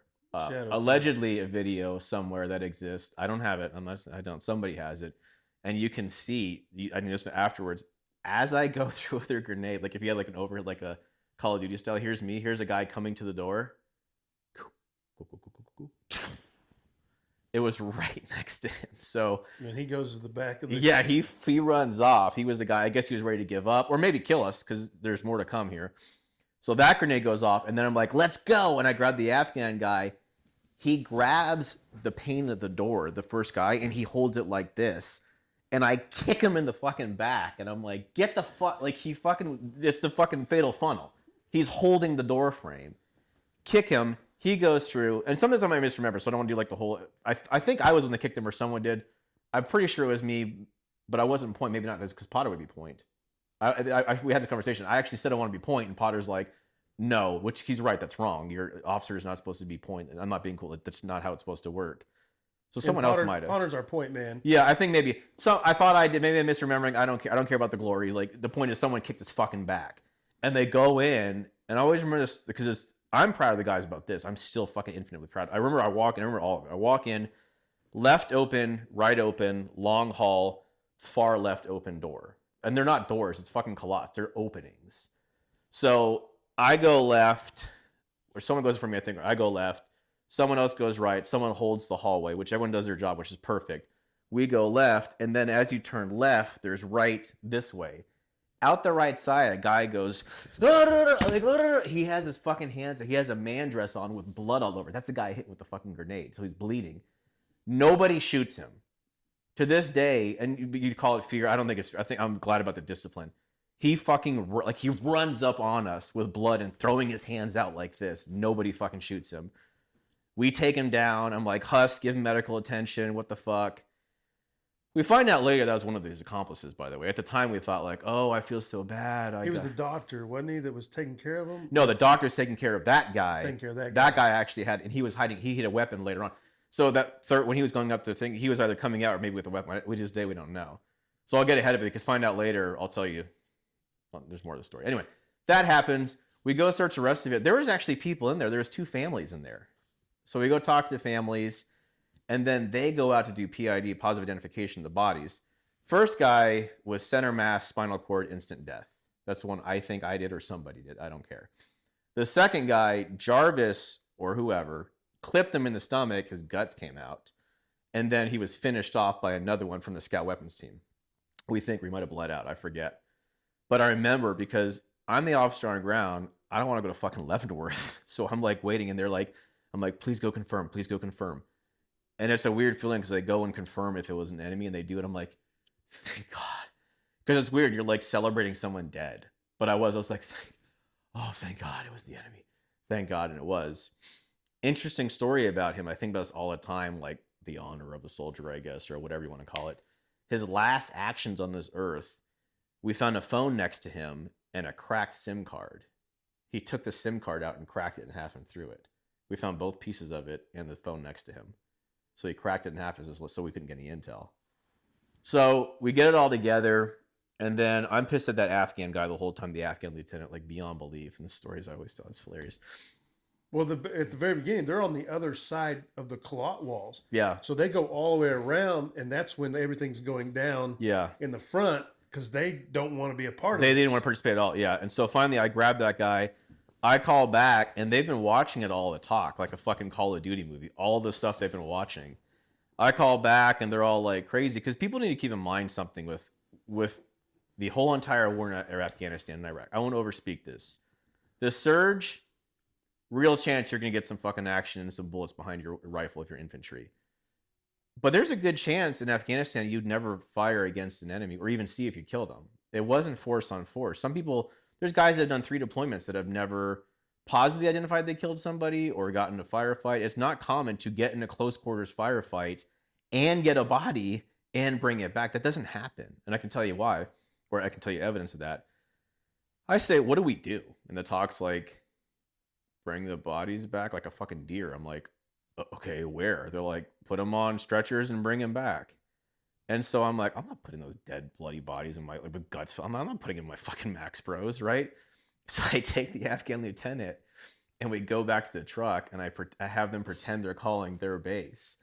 And I'm like, what's that? I'm like, Sonny, translate. And I'm like, yeah, your base is saying you guys got to bring him back to your base. And he's like, no, sir, no, sir. He's like, please ask again.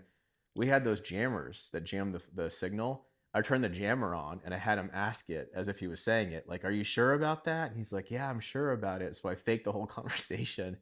They put them in the back of their fucking pickup, their F-150s or whatever. And they put like deers. They put the fucking bodies in the back of the F-150s, drive back with them. We have to scan the rest of the area. By the time we get back, it's like 6 a.m. We take them over, and there's on our base, there was the American side and the Afghan side right next to each other. There's just like one wall separating us. I walk over there after everything's done, and I'm like, my ear is still fucking. I'm like, I have so much clear liquid. I think I don't know, blind cerebral spinal fluid, who knows what. But I go across there, and I remember the entire Afghan base. They all were in a huge circle, like a fucking scene from like all of them, a huge circle, and they're looking at these 2 bodies, just like in shock, like. Because it doesn't happen. You don't engage with the enemy, close with, destroy the enemy, and bring the body back. But everyone was just standing there. And I'm not saying it's funny. There's the retarded stuff you do you don't remember. I remember I sat there and I was like, you see this? I'm like, this is the enemy. And I'm like, fuck this guy, right? Fuck him. And this Afghan guy's like, yes, fuck him. I'm like, fuck him, right? And everyone's kind of staring at me like, what is this guy talking about? I don't know why I did that. To this day, I have no idea why I did that. And I walk back and I go to like, they're doing chow. Remember you can be like dirty or something. Right. And I'm like, I don't fucking care. I go in and try and get some food. And someone's like, are you okay? I'm like, why? Like, cause you have like, there's like your whole face is like leaking. And I'm like, what do you mean? It was just like all this clear and red liquid. And I found out I completely blew my eardrum out. But yeah. Halloween raid night. The Halloween raid. Oh, the other part, cause cool stories for people or whatever. Taliaferro, a friend of mine, a captain out there, he had to investigate me because this I think about cops about this and all these different things. This constant surveillance state of people that have never fucking been there that are surveilling you. Like, you know, the leadership that doesn't know what they're doing. Like you talk about our government now, people that have never fucking done it. All these levels of management that are going to manage you and know what the fuck's going on. They wanted to second guess me for using those grenades. And they asked me why. I'm like, for violence of action to breach the compound. They investigated me for using those grenades. I was cleared. But I'm saying, like, do you see how different the war is now? Like, you're on your... This is why I feel bad for cops that, like, hesitate to shoot an enemy because they're afraid they make the wrong move. It's not okay to do that to guys, right? It makes you second guess yourself, so... Yeah, we see it all too much, you know, and they scare the hell out, like you said, to go to Leavenworth. You know, that if you do a bad kill, if you will, when you're literally, if you've never been in a firefight and how hellish it is, that's why it's so impressive, the discipline when the injured guy comes running up, not to take him out, right? That's just, again, training, and we were good, right? Our guys were good, and that's just kudos again. Like it's I don't know how the things we can even explain why they happen, right? I mean, it's just, you can't explain it, right? Divine intervention is literally the only thing I can even talk about. And so that raid is what goes back to the story we just talked about a little bit ago with on the rickshaws.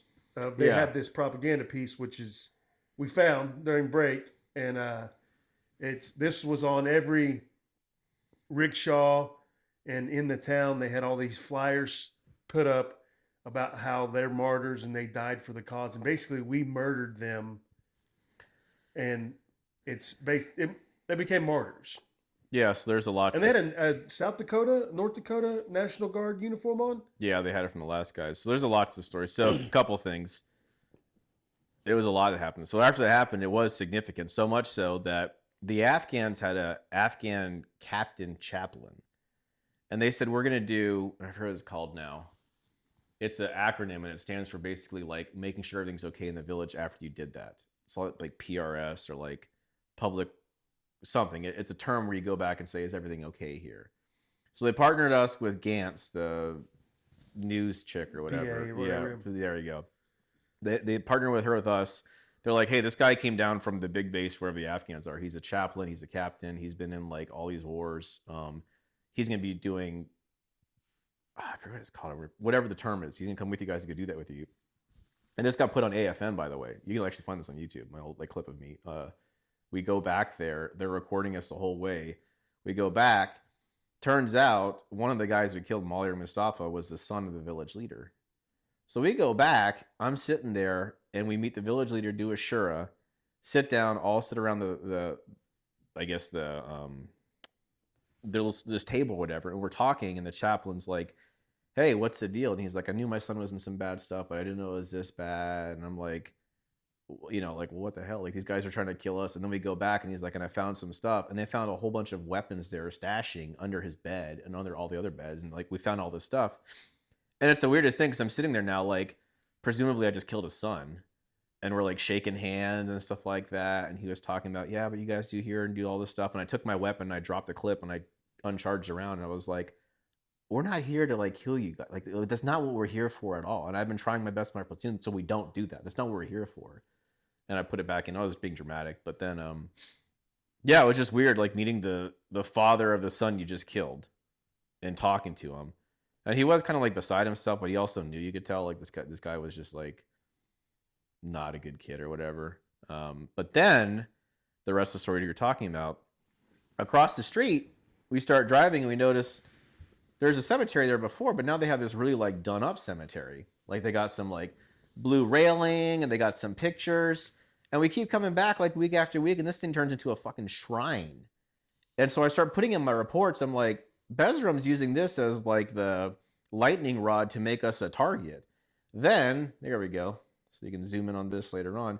These start showing up on taxis, Malyar and Mustafa, the two guys that we took out.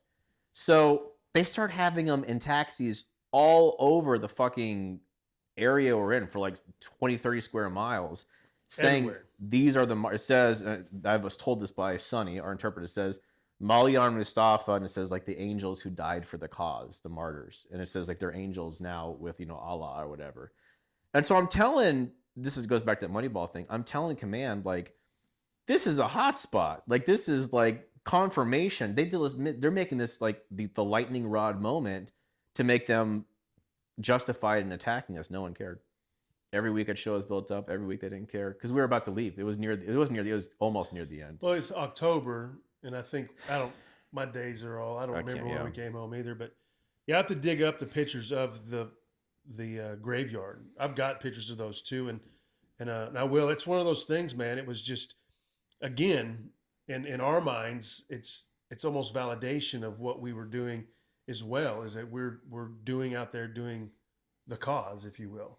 Right, trying to make an impact in the areas we were in, and so that's it's just crazy, right? Just one of those things that the guys are calling me that next morning, and because Jarvis was on leave during the Segal, and I think he's the one that called me, and it was like because he was butthurt, he was home on leave when we got ambushed in the Segal, and he's like, "God dang, I missed out on that firefight." I'm like, "Well, yeah, you'll get your chance." And then he calls me and tells me that. And so, again, proud dad moment, and just goes back to, I think I talk about in the books that Colonel Ward, wanted bodies, and Specter gave them to him. And so it was, again, not bragging or laughing about it, but it is war, right? And so it's one of those rare things that we're a National Guard unit that are doing full spectrum ops, and we're making an impact. And so that's really cool, proud moment. And, going back, because that's October. So we go back to the Segal Valley, which would have been the ambush in the Segal, which, again, every firefight's a little different when you start talking about the perspective. And we found this out at Potter's retirement party, is when somebody would start talking about this, literally 10 meters away, was a totally different story.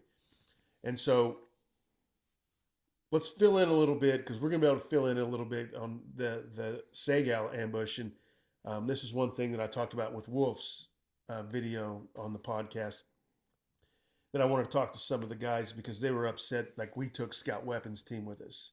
And so to set this up a little bit before you take over is, we're going out on battalion mission. Colonel wants to go out.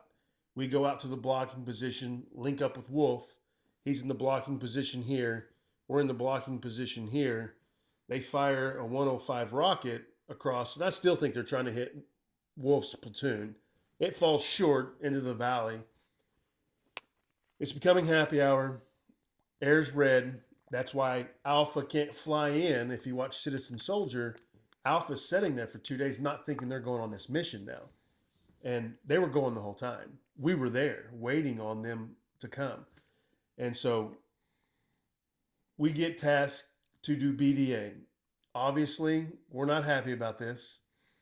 By old Harsha, because we're his PSD.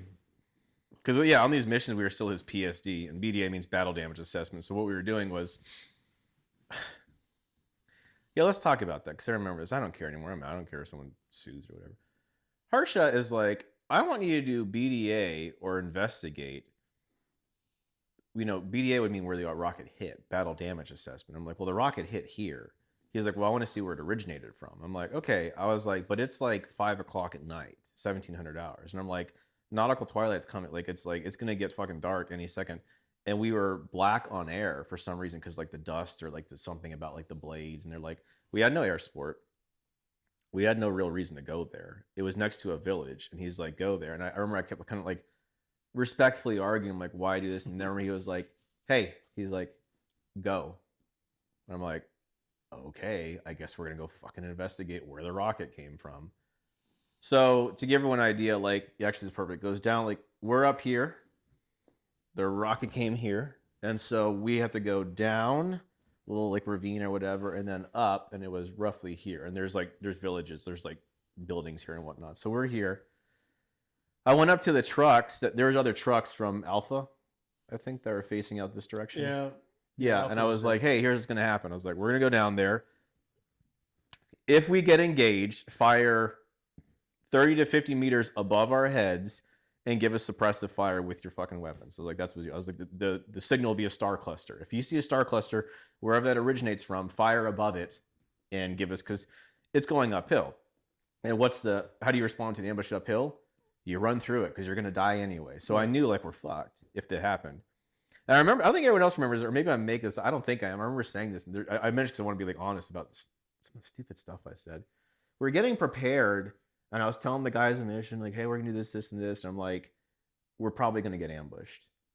And I don't know why I said that. I always think about you always think about like certain things you say. You know, you're like, watch yourself. And I'm like, why would you as a leader tell your platoon you're about to get hit? I don't know why. I just remember saying that. I was like, that was stupid. So we go down, walk down, nothing big.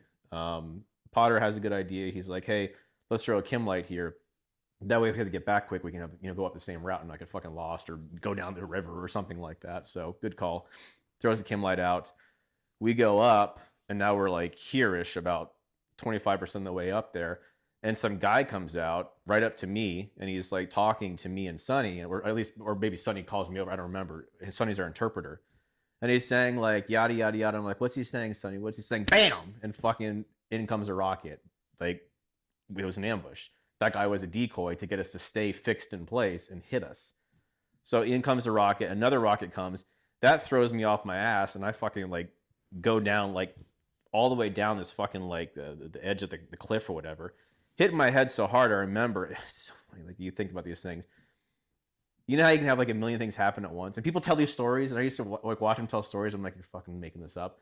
I remember everything in this moment. I thought about when I was sitting in infantry school, talking about vapor lock and like the world freezing. I thought of myself sitting in that moment, back in this moment, and my head was fucking like, I was like, if I had a TBI, I fucking fucked my head up. I was like vision was going out. I remember thinking exactly at that moment when I thought that in infantry school, because there I was. And my hands, I was like, because I knew I had to do something. My body knew, but I didn't know what. And I was like, the star cluster. And so I grab it off my chest and I hit the star cluster. There's trees above me. And it goes like, and I'm like, oh no. Because I thought I was going to get stuck in the trees. And it goes through and goes, and then to those guys' credit, like immediately they're fucking firing.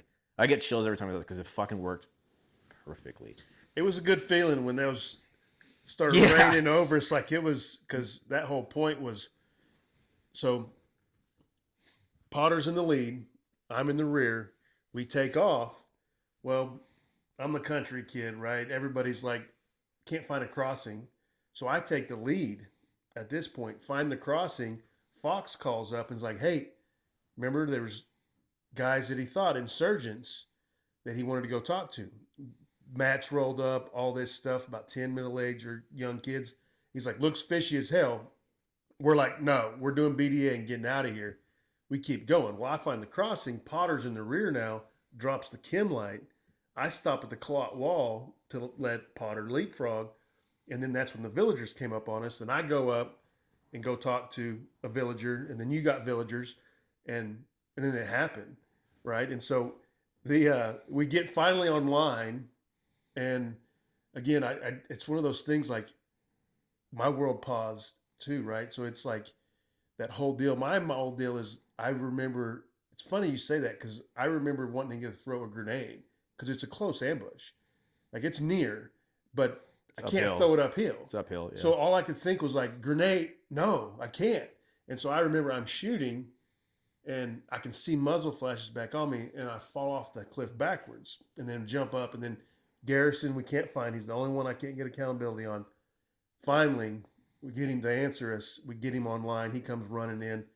And then finally, I'm like, get us the fuck out of here. And you're on your mic. And I remember I turned around and you're back there trying to, and you're yelling. That was Alpha Bravo, yeah. Yeah, and you're yelling on your deal. I'm like, stop fucking yelling and get us the fuck out of here. And then I go back to doing my shit and you're like, and they like put a calm over you again. Because again, it was hellacious at that point. That was our first real thing. That was our first real. That was our real firefight. Yeah, and so I don't remember that's. I'm not saying it. I remember something I remember triggered me, and then it's like a fucking. This is real. It is from me. I'm saying it's crazy. The training kicked in. I was like, yeah. Alpha team suppress, Bravo team bound back, Alpha team. And I was like, are you set? And then like it did. We just did. And I was like, set, Alpha team, set, and we wrecked contact. Yep.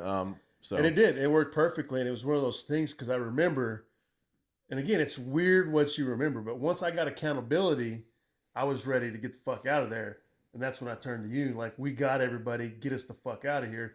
And then we start bounding back. And I don't know, do you know this part of the story, right? So Mendoza, do you remember?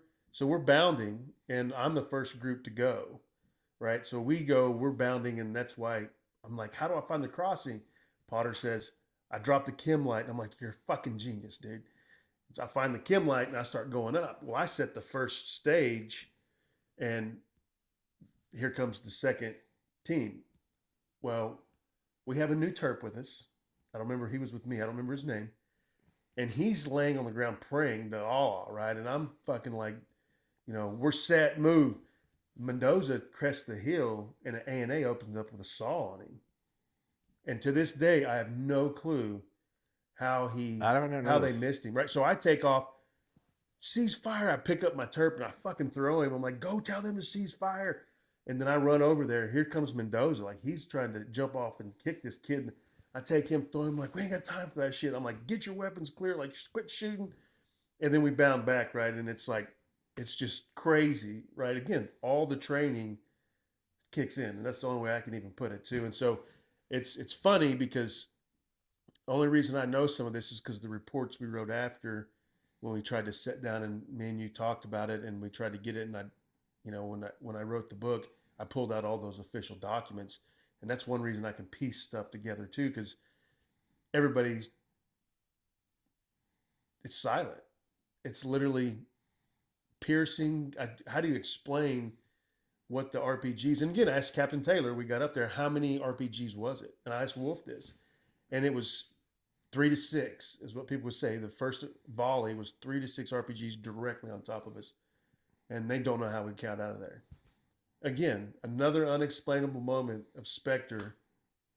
Well, I always say this too, because I don't know why I mentioned the story. It's funny stuff. When an RPG makes a hit for all the movies, it makes a tack. It's funny. I never knew this. The sound is like tack, tack. It doesn't make a. I remember thinking that because I was like, that's the impact sound. It doesn't make like a fire. It goes like tack, tack, tack, like a impact sound. But I remember that. And I also remember too, when the one hits the left, there's a scene, I think it's Saving Private Ryan, where he's like on a comm and he's talking to I think Tom Hanks, and it blows up and it just shows fire, and those guys presumably they'll like melt or whatever. That happened. When I looked to the left, one of them hit. It was the Afghan guys and whoever's I don't remember who's my left. I remember seeing that. I'm like, well, they're all dead. Like it was just I want to see it. I think it's Saving Private Ryan. He's looking and they get hit and it just goes fire, and I was like, okay, so they're all gone. Yeah. Like they're gone. Well, that's what I was lifting my NVGs up when it hit, and it was just, and again, I don't recall how close. It felt like it was right beside me, but I don't know. And I think your report is what I put in the book of how close it was.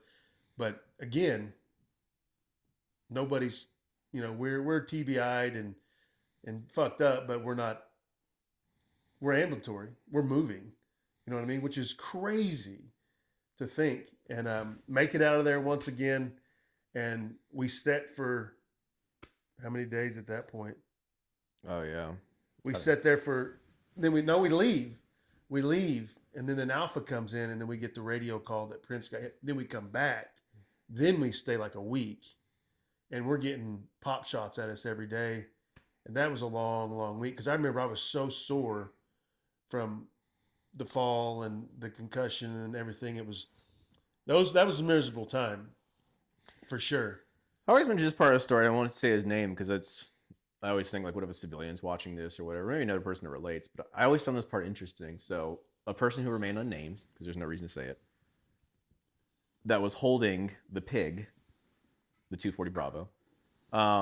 The person holding that, which was not from our platoon, we are in the truck. And he usually didn't go off base because he was infantry, but he was taken away from his unit and put somewhere else. But we were in the truck and driving back, and I remember we're all talking. You're always talking in the headset, and everyone's talking to each other. People don't realize when you're in the truck, you have a headset, and then everyone else can hear you, or you can turn it off or whatever, which people did sometimes when Garrus and I would sing Disney show tunes. I promise we're straight. But that guy was like, he did a good job. He did what he was supposed to. But we were driving. He was like, we were all talking about, we were like talking kind of casually, like, that was crazy. You remember that? And we're like, yeah, that's not. We were talking just kind of like we weren't like shooken up. We were just like, wow, that's wild. And he was like, and he was really quiet. And he's like, I can get a little bit wrong. He's like, I know you guys make fun of me. Maybe call me a bitch or a pussy. He's like, whatever you want. He's like, and you can. I don't care. He's like, I never want to do that again. I never want to leave the wire. He's like, I never want to do anything like that again my entire life. Like, ever. I don't ever want to leave the wire. Because he kept asking us to leave the wire.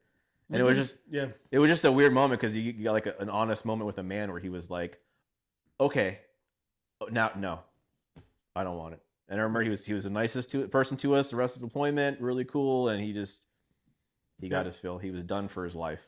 Yeah, no, and that happened more than once. We'd have guys, we would need bodies because we'd have guys going on leave and we'd fill slots and people would be like, hey, we want to go get CIBs and everybody wanted to get in the action and they knew Specter would get into it. And so, again, another one of those proud moments. They're like, people wanted to go with us because we were getting in some shit. And then they never would go again because of like, we're out, like never again.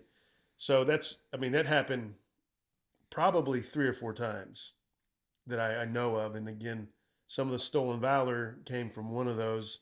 And I think were you on leave when, no, because we were going in Bezram or, you talking about the blanket one? Say Sadi, when Potter got hit with the mine roll, we're going to Philly. Yeah. That's when we're going with the SF guys to the opium fields. And it took it all out, yeah. And we got hit, and then Mullah Amir. And we capture Mullah Amir, and we're running around that whole village. We ran after him, trying to get him, yeah. Right. And so that was another IED that we lived through, right? I think Potter got hit 2 or 3 times with IEDs, and yeah, that one I'm not trying to take it because I remember it. It was so powerful. My vehicle came up and down. It came up and down. It hit him. Am I misremembering? It was that one.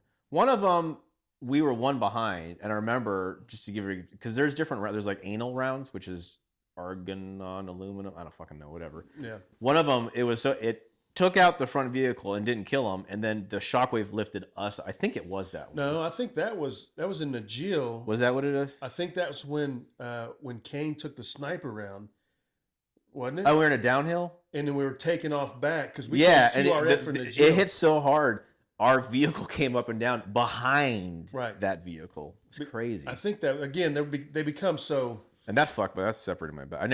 I should claim that disability. That fucking fucked my back up because it was like. Yeah. No, I tell everybody, like, I will take a firefight all day over an IED. I mean, even an RPG sucks, but it ain't an IED. And it's, but again, we would go on our big convoys and who would get hit? Not Specter. Somebody else would get hit with us. It's like, I think EOD was with us once. Yeah. And he was pissed off at Potter because everybody makes it through except EOD gets hit. And we had to medevac him. The EOD guy, and I remember he was so mad at us, like, why didn't you clear it? And he was, I think he got medevaced out, but. Wait, what? He was mad at us? Because he got hit with an IED, and he's EOD, and basically we didn't clear it right. Like, well, how are we going to clear all this? People don't always like how much of it it's hard to find an IED. How about let's just say that people aren't finding IEDs like they're fucking. No, it's not a metal detector where you're finding like fucking coins on a beach. We're pushing triggermen off and driving over them. That's the best we're doing. We're daily. making them. I mean, that's all we did. We had a whole tactic that we called a tactic that we did. We'd have scout weapons team fly over us, and we wouldn't check, and we sold it as like some sort of like secret tactic. All it was no one attacked a scout weapons team because if they did, the triggerman would get chased down and killed. But yeah, no, it was pretty crazy. So again, really lucky, really proud. That's why I'm really happy that we're finally doing this. And again, as your number one Specter interview, which they will tie all these together even more when we do all of them. And so I'm kind of excited about that. But let's talk a little bit about what we were doing as far as mental health for our guys. Because I don't remember, do you remember when we were running little classes on when we were coming home? On trying to get guys ready for civilian life and this is the most important thing that you would do. And I kind of want to talk a little bit about that because it's another proud moment for us as leaders of the platoon is, knock on wood, we haven't lost any guys still to this day. And that's another proud moment that I feel like us as a team prepared them later on in life. What do you recall about any of that? And as far as the mental health part, how do you deal with some of that now that, you know, the 22 a day, the suicide everybody talks about? I don't even know if it's 22 a day yet. I don't know what the statistics are on it. But it's a serious deal. Like when you start talking about the mental health of combat and people that actually get into some of this stuff, why is it a problem for when soldiers come back home? And how have you dealt with some of your issues? It's an interesting question. So there's a guy in Nashville. I went to infantry school with him, and I got involved in Bitcoin for a while, in crypto. I still kind of am. And he runs one of the largest Bitcoin networks. And we went to infantry school, and he went to special forces. I didn't know this, and we linked back up, and we both chatted and both had our anti-government chats now. And by that I mean like the crazy administrations that put us in these fucking wars in the first place, and we're all kind of like against it. And we kind of bonded on that. And he was like, well, hey, there's a Bitcoin conference I'm having for veterans, and he's like, you should come to it. And I came to it. I should tell a story. If the guy ever watches it, I doubt this guy sees it, but if I see him, I apologize for what to say. There's 4 guys up to this on this Bitcoin conference, right? And it's the Bitcoin veterans, and so it's all the Bitcoin regular people seeing veterans. So it's a mashing together of the 2 groups, right? So they have 4 guys on there. They have my friend, 1 guy, and then 2 other guys. Well, everyone starts giving their intros, and the first guy's like, yeah, he's like, I got in the military because of this, and he was Force Recon for the Marine Corps, which is like, I think, a tier 2, so he's special operations. Right. Then my buddy was special forces. Then the third guy speaks, and he was, I think he was pararescue or something. So they're like all like tier 1, tier 2 guys, and they're in crypto. Is kind of cool. Then the fourth guy, he's a little bit shorter, and he's like he's not chunky. He's like dad bodied a bit, and I'm kind of like, who's this guy? And I kept saying in my head, like I was judging. I was like, he's probably like Navy or something. And so he's sitting there, his arms crossed. He's like, well, he's like, from a young age, I was always, you know, kind of like a leader, and I wanted to lead men and whatnot. And I'm kind of I'm like, here we go. Like, he's going to overtalk himself. He's like, so I joined the Navy, and I'm like, I fucking knew it, and became a SEAL sniper. And I was like, oh, whoops. So he's a Navy SEAL sniper. So actually a badass. But I remember, because I talked to him after, and it'll tie together with your question. It was really interesting. It kind of like struck me. This is like a year ago. I was talking to him, and he was talking about PTSD, and he's like, I think the biggest predictor of PTSD, and the reason people have it, is because they shouldn't have gone in the first place with their mental health. It has a lot less to do with what happened there and then coming back as they were going into it. And I was like, that's a great point. And so the sad part about it, I don't blame the guys. Infantry's lowest IQ. The ASVAB is associated with the IQ test at like, there's a correlation number. It's pretty high. They're very closely correlated. Right. So you get the lowest IQ people. I'm not saying all infantry enlisted guys. I'm saying you can. You know, it can be the lowest. You can take that and accept them. You bring in the dumbest guys that probably want to do the best they can and take advantage of it. They don't have the mental faculty to handle this. They probably came from tough homes or whatever. Not all of them. I'm not saying everyone's this. I'm not saying everyone's dumb or everyone's whatever. Right. But they don't have the faculties to deal with it. Then you put them in a fucking war zone. They come back. They got this money that they save from not spending it. They have no mental health to like deal with it. They might not have the ability to navigate their own minds. What the fuck do you expect them to do, you know? And so it bothers me that we don't do anything about it. And all the programs, we come back and you got all these fucking non-combat, even if they are like, I was in the Navy and I was a shipman or I don't even feel like a submarine guy. It's like, what are you going to tell me about? Like, what are you going to tell me about like how to get through this? So they got all these psychologists that were either never in the military. If they were never in combat. So they're trying to tell you how to like take care of yourself. I'm like, this is not the way to do it at all. Like, right. The way we do it is by each other. But I'm probably missing my point. I'm not sure. I remember that because I remember all the like, I would try and find ways to get out. I know I told you this. I would find ways to get out of it. I would like use the bathroom and leave for like an hour. I found ways to not go into those things because I was so mad at it. It was such bullshit. Right. And I did have a moment with the guys. I remember if you were there, I put them all around the table. And I still say it to this day. And we talked about it, you know, I personally the other day, and I do mean this. Like, the biggest thing I always do is the list here. Before we get to losing a friend or losing an arm or the trauma of war or never being a badass again. I saw this meme once. It was great. It was a guy throwing a grenade in a house. It's like PTSD, knowing you'll never be this badass again. And that is really, you're like, man, I'm not going to be cool again. But Are you sleeping? Are you taking care of your body? Are you eating healthy? Most people don't have those things checked off first. And this is for everything with mental health. For everything. If I took every depressed person in the world and I'm like, get to a healthy, fit body fat, get your sleep right, get your hydration right, and get your food right, a lot of things would start getting manageable or resolved. But I remember saying that to the guys. I said, who's drinking still? Or not drinking. I was like, who's drinking? I'm like, drop those things. But anyway, I vividly remember that because they're all around a table. I was telling everyone that. And I was like, what's the story usually? People are drinking too much, not taking care of themselves. They're like, don't be that guy. The only thing, if you don't have the mental health to be like, navigate the nuances of trauma and taking a life and you're like all this stuff, I was like, you do have the ability to stop eating, hydrate, sleep. Come on, like do this at least. But I remember saying that, and it's still to this day I stand by that.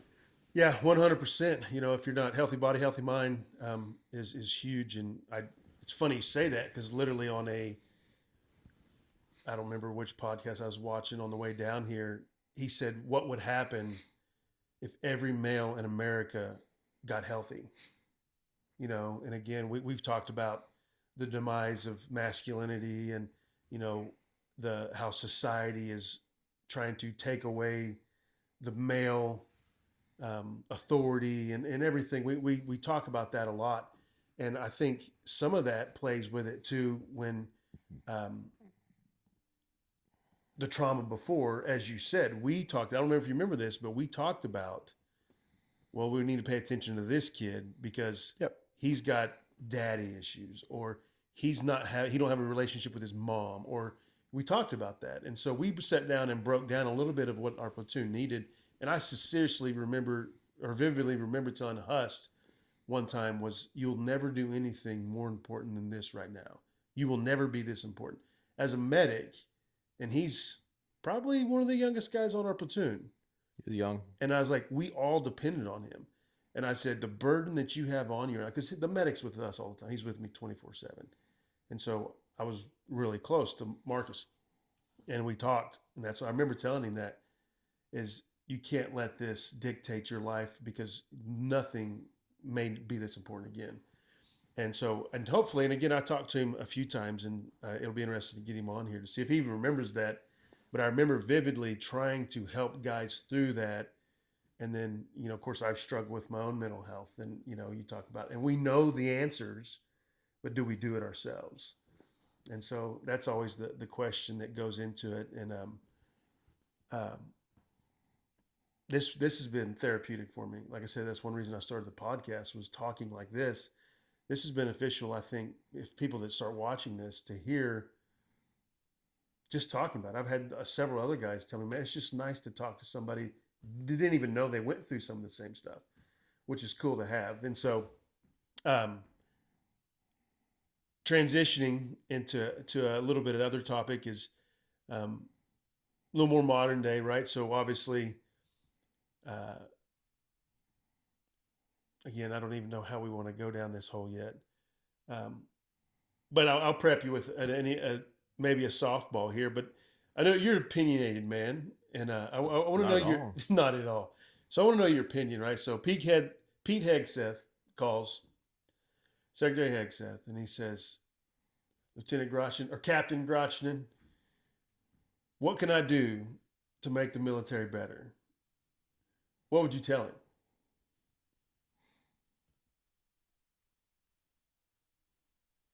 It's a hard one to answer. It's going to be a lame answer because I don't know how to say it, but I know I would be really instilling the fighting spirit. Some of it they're doing right now. It would be get rid of the DEI, first of all. And by that, I mean, get rid of whether you're black, white, Hispanic, you know, whatever, all these different things. Everyone forgets, like, that stuff doesn't matter at all. And it really doesn't. You got these people you got like Sikhs that get to wear the turban and keep their beard and whatnot. Here's the way it works. You, a person, a civilian, goes to basic training. We strip you down to nothing and you become nothing. We build you back up as a soldier, and now you're a soldier. You're not a black soldier. You're not a female soldier. You're not whatever else. You're not the first female ranger. You're not the first black sapper. You're a soldier. That's what you are at your core. And when you start giving people special dispensations about their religion or about their backgrounds or whatever else, you take away that cohesion. Everybody is a soldier, period. And that is most DEI thing. I'm saying everyone come one, come all, because you're all equal, baby. Everybody under the eyes of the military, you're all soldiers just like you are in the eyes of God. If we can get back to that, you'd see a lot change, because there'd no longer be these, everyone does that, cliques, cultures, whatever else. I think that would be a big help. They're doing some of it now, but I don't think it's nearly as hard as enough, because it's pretty entrenched in our system right now.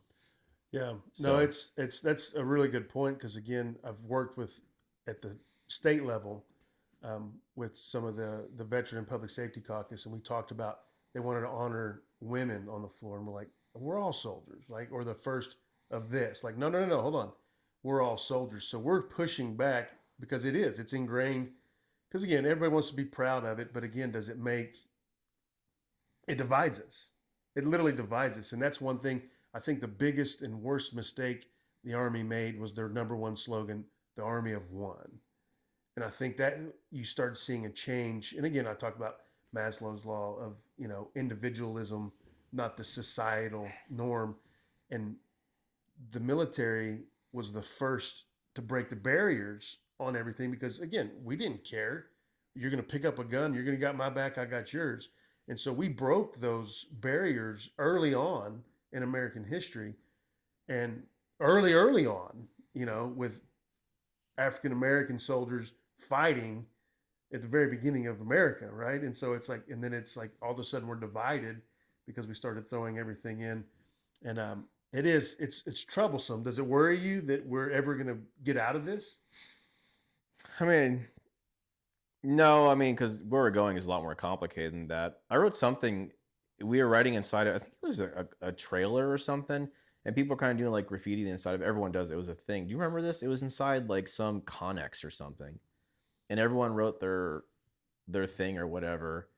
And I remember putting like, goodbye Afghanistan, like I hope the friends I made are not future enemies, even though this will be the last time we have soldiers on the ground, something like that. I was trying to be poetic, I don't know what I was getting at, but I know I was getting at now, which is you're not going to have traditional infantry in future wars anyway. You're not going to have a traditional military. It's going to be considerably downsized. I think you're going to have basically, if you have like infantry, then like tier 2, then tier 1, everything's going to shift. You're going to have only boots on ground be special operators, basically. Else you're going to have androids, robots, whatever else, replace some of those things. And I think a lot of the civilian force can become contract force, which already is. Or sorry, the military force can become contract force, right? You might actually have like, what is it now? Like, like 10% combat arms, 90% combat support. I think a lot of combat support is going to become like government, not necessarily military. You're going to have the boots on ground be modern technology and a few high-speed, low-drag guys being the ones. So it'll self-correct is what I'm getting Right. at. You're going to have the best of the best anyway. You're not going to be able to be a regular infantry Joe. I don't think that's going to exist in the future. That's a great point, because again, we talk about civilian contractors. Like, we watched Air Force personnel supervise civilian contractors do their job, which never made sense to me. And so that's a crazy point that you make, is like, do we need all of that support? Because again, everybody talks about the whole military, the support is to support what? The infantry, right? And so the boots, the actual warriors, that's, what'd you say, 10%? Yeah, that's completely out of my ass, but I know the numbers Right, are whatever low. it is. Yeah. But that does, man, that's a great point, because again, they're already subcontracting those. Like, we have military, Air Force, and Navy guys watching civilians do their job, which is crazy now that you say that, to think about that. The only reason it's gone away is because of the defense budget. You need a head count to justify a bigger defense budget, and you don't ever want your defense budget to go down. So Right. it's going to be hard to convince all the suits to not do that. But that's what I think. So, yeah, I don't know. They have done some stuff in the thing I wanted them to fix, which, I call DEI, but it doesn't have to be a negative label. It should be like a soldier's a soldier. It's really sad they take away from that. And I always thought it'd be an insult. I always think about this. Imagine being like, fine, we'll do the female range, which, by the way, and I always say this because people always do this. You're not a ranger unless you went to ranger school and you're in ranger regiment. If you go to ranger school, you're ranger qualified or ranger tabbed. Anyway, because people always make that distinction. They say that. I'm like, that's not accurate. But let's say you go to ranger school, you're ranger tab, which is tough, impressive, whatnot. let's say they're the first female to go through it, which there have been some before, which is, I'm not getting that subject, but there's interesting story there. Why would you want to be the first tab female? Why would you want that title? Because it takes away from it then, right? You want to be like the best, maybe, of all of them. You don't want to be like, it's almost like a crutch, right? Like Ty's in the entire country, Ty's the smartest Oklahoman. You're like, I want to be the smartest guy. You see what I'm saying? Like, you want to be a bigger thing. When you do that, you kind of like curtail it and kind of reduce it, So I never got that either. Like, I wouldn't want to be, or like, make it like, the first Muslim sapper. You're like, how about I'm a sapper and I'm like the top sapper? Like, I want to be the top. I don't want to be like this like subscript, So anyway, random thinking I always think or muse upon where I'm like, isn't that kind of insulting to say that actually? Right. So moving on to the next one, right? So let's talk about what's up for G now, right? Now, and so now let's go back. Let's retract that. Let's retract. There's 18 19, the Nasty 19. There's 18 soldiers that you led in Afghanistan. We talked about this the other day. You suck at contacting. You suck at getting back. Nobody's mad at you about it, but everybody misses you. Matter of fact, on the way here, Sergeant Hall, or I think he get Major, but Eric Hall, when we tell you hi, he just texted me a little bit ago, and tell you hi. So I got you, Eric. So say hi to Eric. Hey, Eric. But to the guys, right? Because I talked to some before I came, and I said, I'll dick punch him because you suck at calling people back and staying connected with your platoon. This is no. It's forever my whole life, but sure. I know. No, let me finish the question. Let me give you the context. We all love you, but talk to Specter. Talk to the 18 guys right now. If you was going to tell them something, because they want to hear from you. They really do. Like, you mean a lot to us. And again, I know you're humble in the sense of like, oh, it's just, who cares what I think? We care. So what would you say to Specter right now? They're watching, the 18 boys, 17 boys and me are watching right now. It's actually a good question because there's something that in my personal life, in my entire life, that really, the biggest PTSD I had coming back had nothing to do with the lives lost or Damon rest his soul, although we all struggle with that one and whatnot. It wasn't easy. And also, I hate how everyone always tries to like claim that as theirs. By the way, I really fucking hate that. Like, everyone lost a guy. In any case, it wasn't necessarily even that. It was when you're younger, you like see your dad or mom, and you're like, okay, they're mature adults. They must have their shit together. And then you figure out your parents are not perfect. They're fallible. That's fine. Like, I get it. But then when I was like a lieutenant, I'm like, if you're a colonel, I assume you're like a masculine male. You probably know combat. You're probably intelligent, wise. And I realized, oh, you're not. And I came back and I realized like leaders can like fucking suck and screw your whole life up and get people killed. And now what I struggle with is now watching our whole society. It's always like a bigger level. I'm like, I think about this phrase all the time. Like, where are all the adults in the room? And I'm going somewhere. I'm like, there's no adults. Whatever happened to like being responsible, being mature, turning the other cheek, or calling someone out when it's right, being the mature man in the room. Like, if everything's going in chaos and people are like fighting or big or something's going wrong, you're the guy that's like, I can look to that guy to be the adult in the room. And I don't think there's any fucking adults in the room anymore. Like, people are like, social media got politicians like tweeting at each other stupid shit or like memes. And I'm like, there's no fucking adults in the room. So for Specter, it'd be like, the things we did were significant, and you're a timeless soldier. You did something timeless. It'll exist for eternity. What you did, you embodied the vessel of a soldier, and you channeled it through you, and it'll last for eternity. So you have to live up to that. And so whether you're like having a hard time right now, or I don't care what you're doing, let's say you work at Best Buy and you think you're insignificant, and you're not. For everything you did will always make you that, and you need to live up to it. Be the fucking adult in the room. So if you're struggling with your life right now, get your shit together. We're all watching you. We're cheering for you. We all want you to be the adult in the room because we need these all over the world. We need men like that. And if we don't have men like this whole entire society is going to fall apart.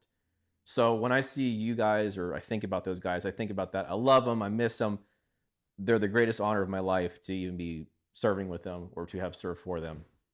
But I think about that. Like, now take that. And if you had any kind of pride in me or admiration, people look to you for that too. Live up to it. Live up to being the fucking adult in the room, because there's no more left.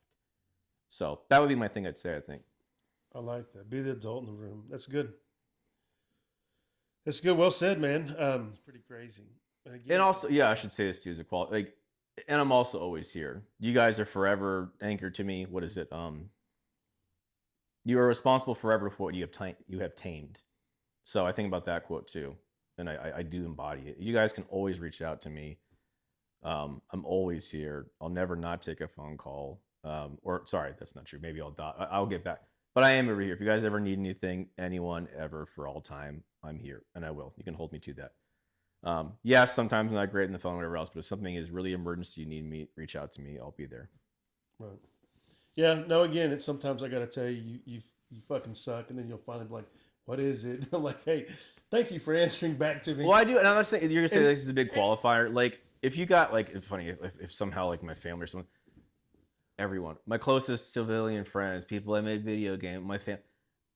I don't know why everyone's the way they are. I don't want to take it personally. It's not just like, oh, they're stressed from the war or whatever. There is some of that. It is hard to sometimes get back in that frame of mind, because it is, by the way, because it's the association that brings you back to it. But I'm not using an excuse. I'm this way with fucking everyone. Yeah. I wouldn't have any friend. I'm lucky. I'm blessed to have the friends I do, because I have friends that text me 6 times, and I get back to them like, I need to get better at my entire life, but I'm not with everyone. So yeah, you just can't take it personally. And again, you get wrapped up in your own self. Because again, when somebody important doesn't respond back to you, again, it does hurt. Like, again, but you just can't take it. Be the adult in the room, right? Just don't take it personally. Like, hey, it's all right. I still love you. But what everyone should know, it's just like everyone has their best friends and great friends just like you, and you know the way it works. Wow, it's like we're right back into it, and I haven't talked in 5 years. That's how it works for all this. The same is true for this. It's not like anything's changed. Right. Still the same guy. Yeah. No, that's good. And it's so, what's next for G? Writing the book I never wrote, especially after you did. Still standing now in stores. Where can you get that at? At Amazon? Amazon. Yeah. It's a great book. You ought to read it. I'd like to, man. Kind of touching this stuff. This was a good kick in the butt to kind of make me think. It makes me kind of think about all this stuff, because my whole life I've wanted to write a book about. The deployment was one thing, and it's an excuse why I didn't do it, and maybe that would have been something good for me and everyone else, or I don't know what. But I have always felt this pull and drive to write like the great novel, which everyone has something like that, I think. But you're capable of doing it. That's what's frustrating to me, to hear you say that. You're the most capable guy I know to do that. I'm probably the last person anybody in the world would think would put author as a title. But I have that as a title now. I mean, I've posted the other day. I was like, of all my titles in the world that I have, and there's a bunch, right? I've done a lot of diversity, the spice of life. I've had a good life. I really have. But I wrote a book, and that's what's bizarre to me, is like, we've talked about this in depth. You're the most capable guy I know that could do it. And the only reason you haven't is because you haven't. Yeah. And it's just one of those things, while we wallow in our own misery sometimes. It's just weird. Your own psyche, we're our own worst enemies sometimes, right? And so that was 2 things. So what was the 3rd thing that you wanted to accomplish? I didn't say 2. What? There was 3, right? You said 1/3 of you wanted to. I said a movie. Oh, movie play. Oh, a screenplay. Screenplay, right? So you always get me into these movies. I actually did start. I started one right before we got to Meadowlarm. I started writing one, and then I started seeing it actually happen in our society. I was like, that's kind of weird. I guess I'll just say it. I was like, here, we'll go complete left field here, and then we'll lose everyone in the audience here. Aliens, right? So I always think about it, and I'm like, if you wanted to create the new world order, one world government, which, if you play like all the conspiracies, that's where it's going to go, like one currency, crypto, one government controlling it all. I'm like, well, you need a common enemy. And so a while ago I was writing a screenplay. I'm like, what you would do pretty easily. This is actually the theme for Watchmen, if you ever heard about that. It's a graphic novel turns movie, great, whatever. You pretend there's aliens as the government, right? And you make it like drop its super attack or whatever, its technology on like a few different places and say, oh no, like aliens are real. We have to band together against the aliens as one world government so we can like fight the enemy off, and you fight off the enemy. But the enemy is really the government just using technology we didn't know existed, and then they get their one world government. But I started writing that screenplay before I went to Metalom, and I was like, I wonder if anyone's ever thought about this. And they have, by the way. But anyway, complete tangent. That was a screenplay I was thinking about a while ago, because if you see aliens, just be sure they're real. I'm not sure if they will be. Well, again, the only reason you haven't is because you haven't. Because you can't. You're the most capable guy I know to do any of this. Well, and also, no, actually, excuse, but I'll say this, like, we'll move off military entirely.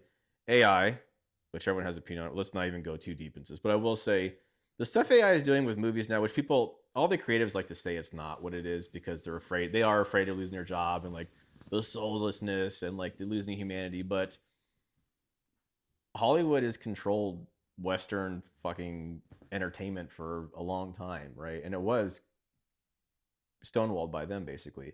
But now that people have AI and the technology to do it, it's a lot easier to potentially make the film you've always wanted by yourself without anyone to like give producers to say you can't do this, or ooh, you can't talk about that, or we won't allow this to be released. And so I think we really are years away from seeing some amazing creativity. And it would motivate if that technology, it does, by the way, now, but it's not where it's good. But in a few years, it could be.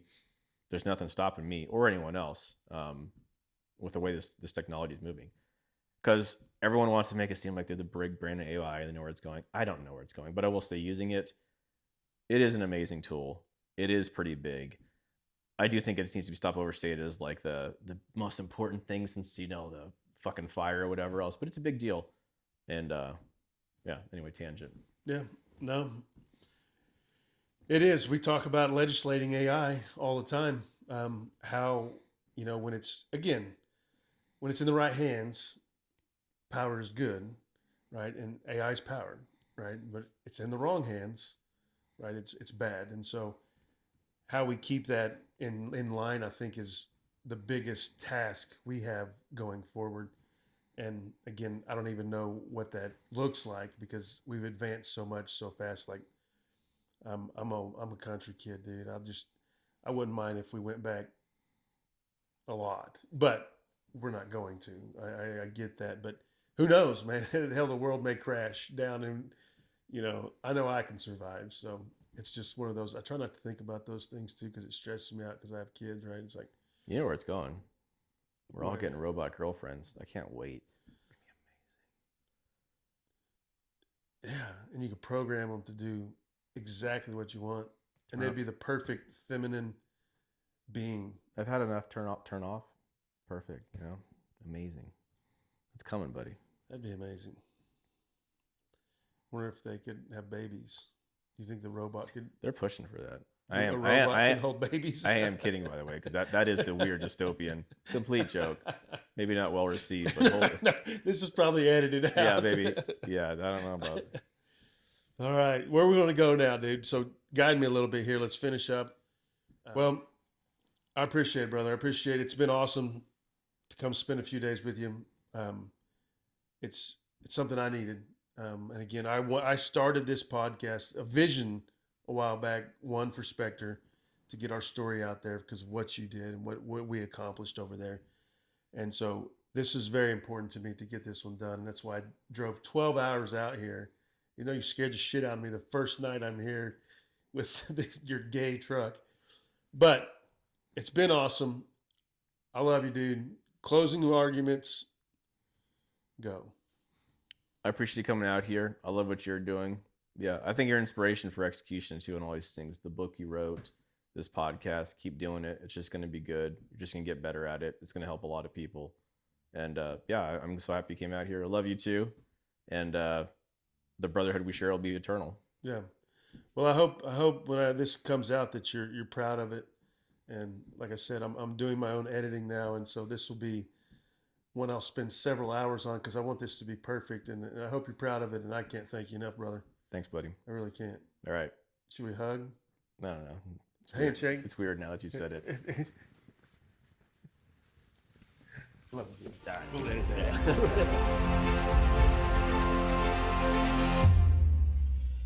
Welcome to Oklahoma Echoes, a podcast dedicated to preserving the stories of Oklahoma veterans. This show exists to honor service, capture legacy, and give Oklahoma veterans a place to tell their story in their own words. If you know a veteran who needs to be on this show, or if you're a veteran yourself, I want to hear from you. You can email me directly at reddirtveteranstories@gmail.com. If you're new to the podcast world, make sure you like, subscribe, comment, and share. It really helps the channel grow and ensures these veteran stories reach more people. Last but not least, if you believe in this mission and you want to help support these stories and these veterans, please do so at our website at oklahomaechoes.com. Any and all support is greatly appreciated. Thank you for being here. I hope you enjoy the show, and let's keep Oklahoma Echoes alive. Thank you, and God bless.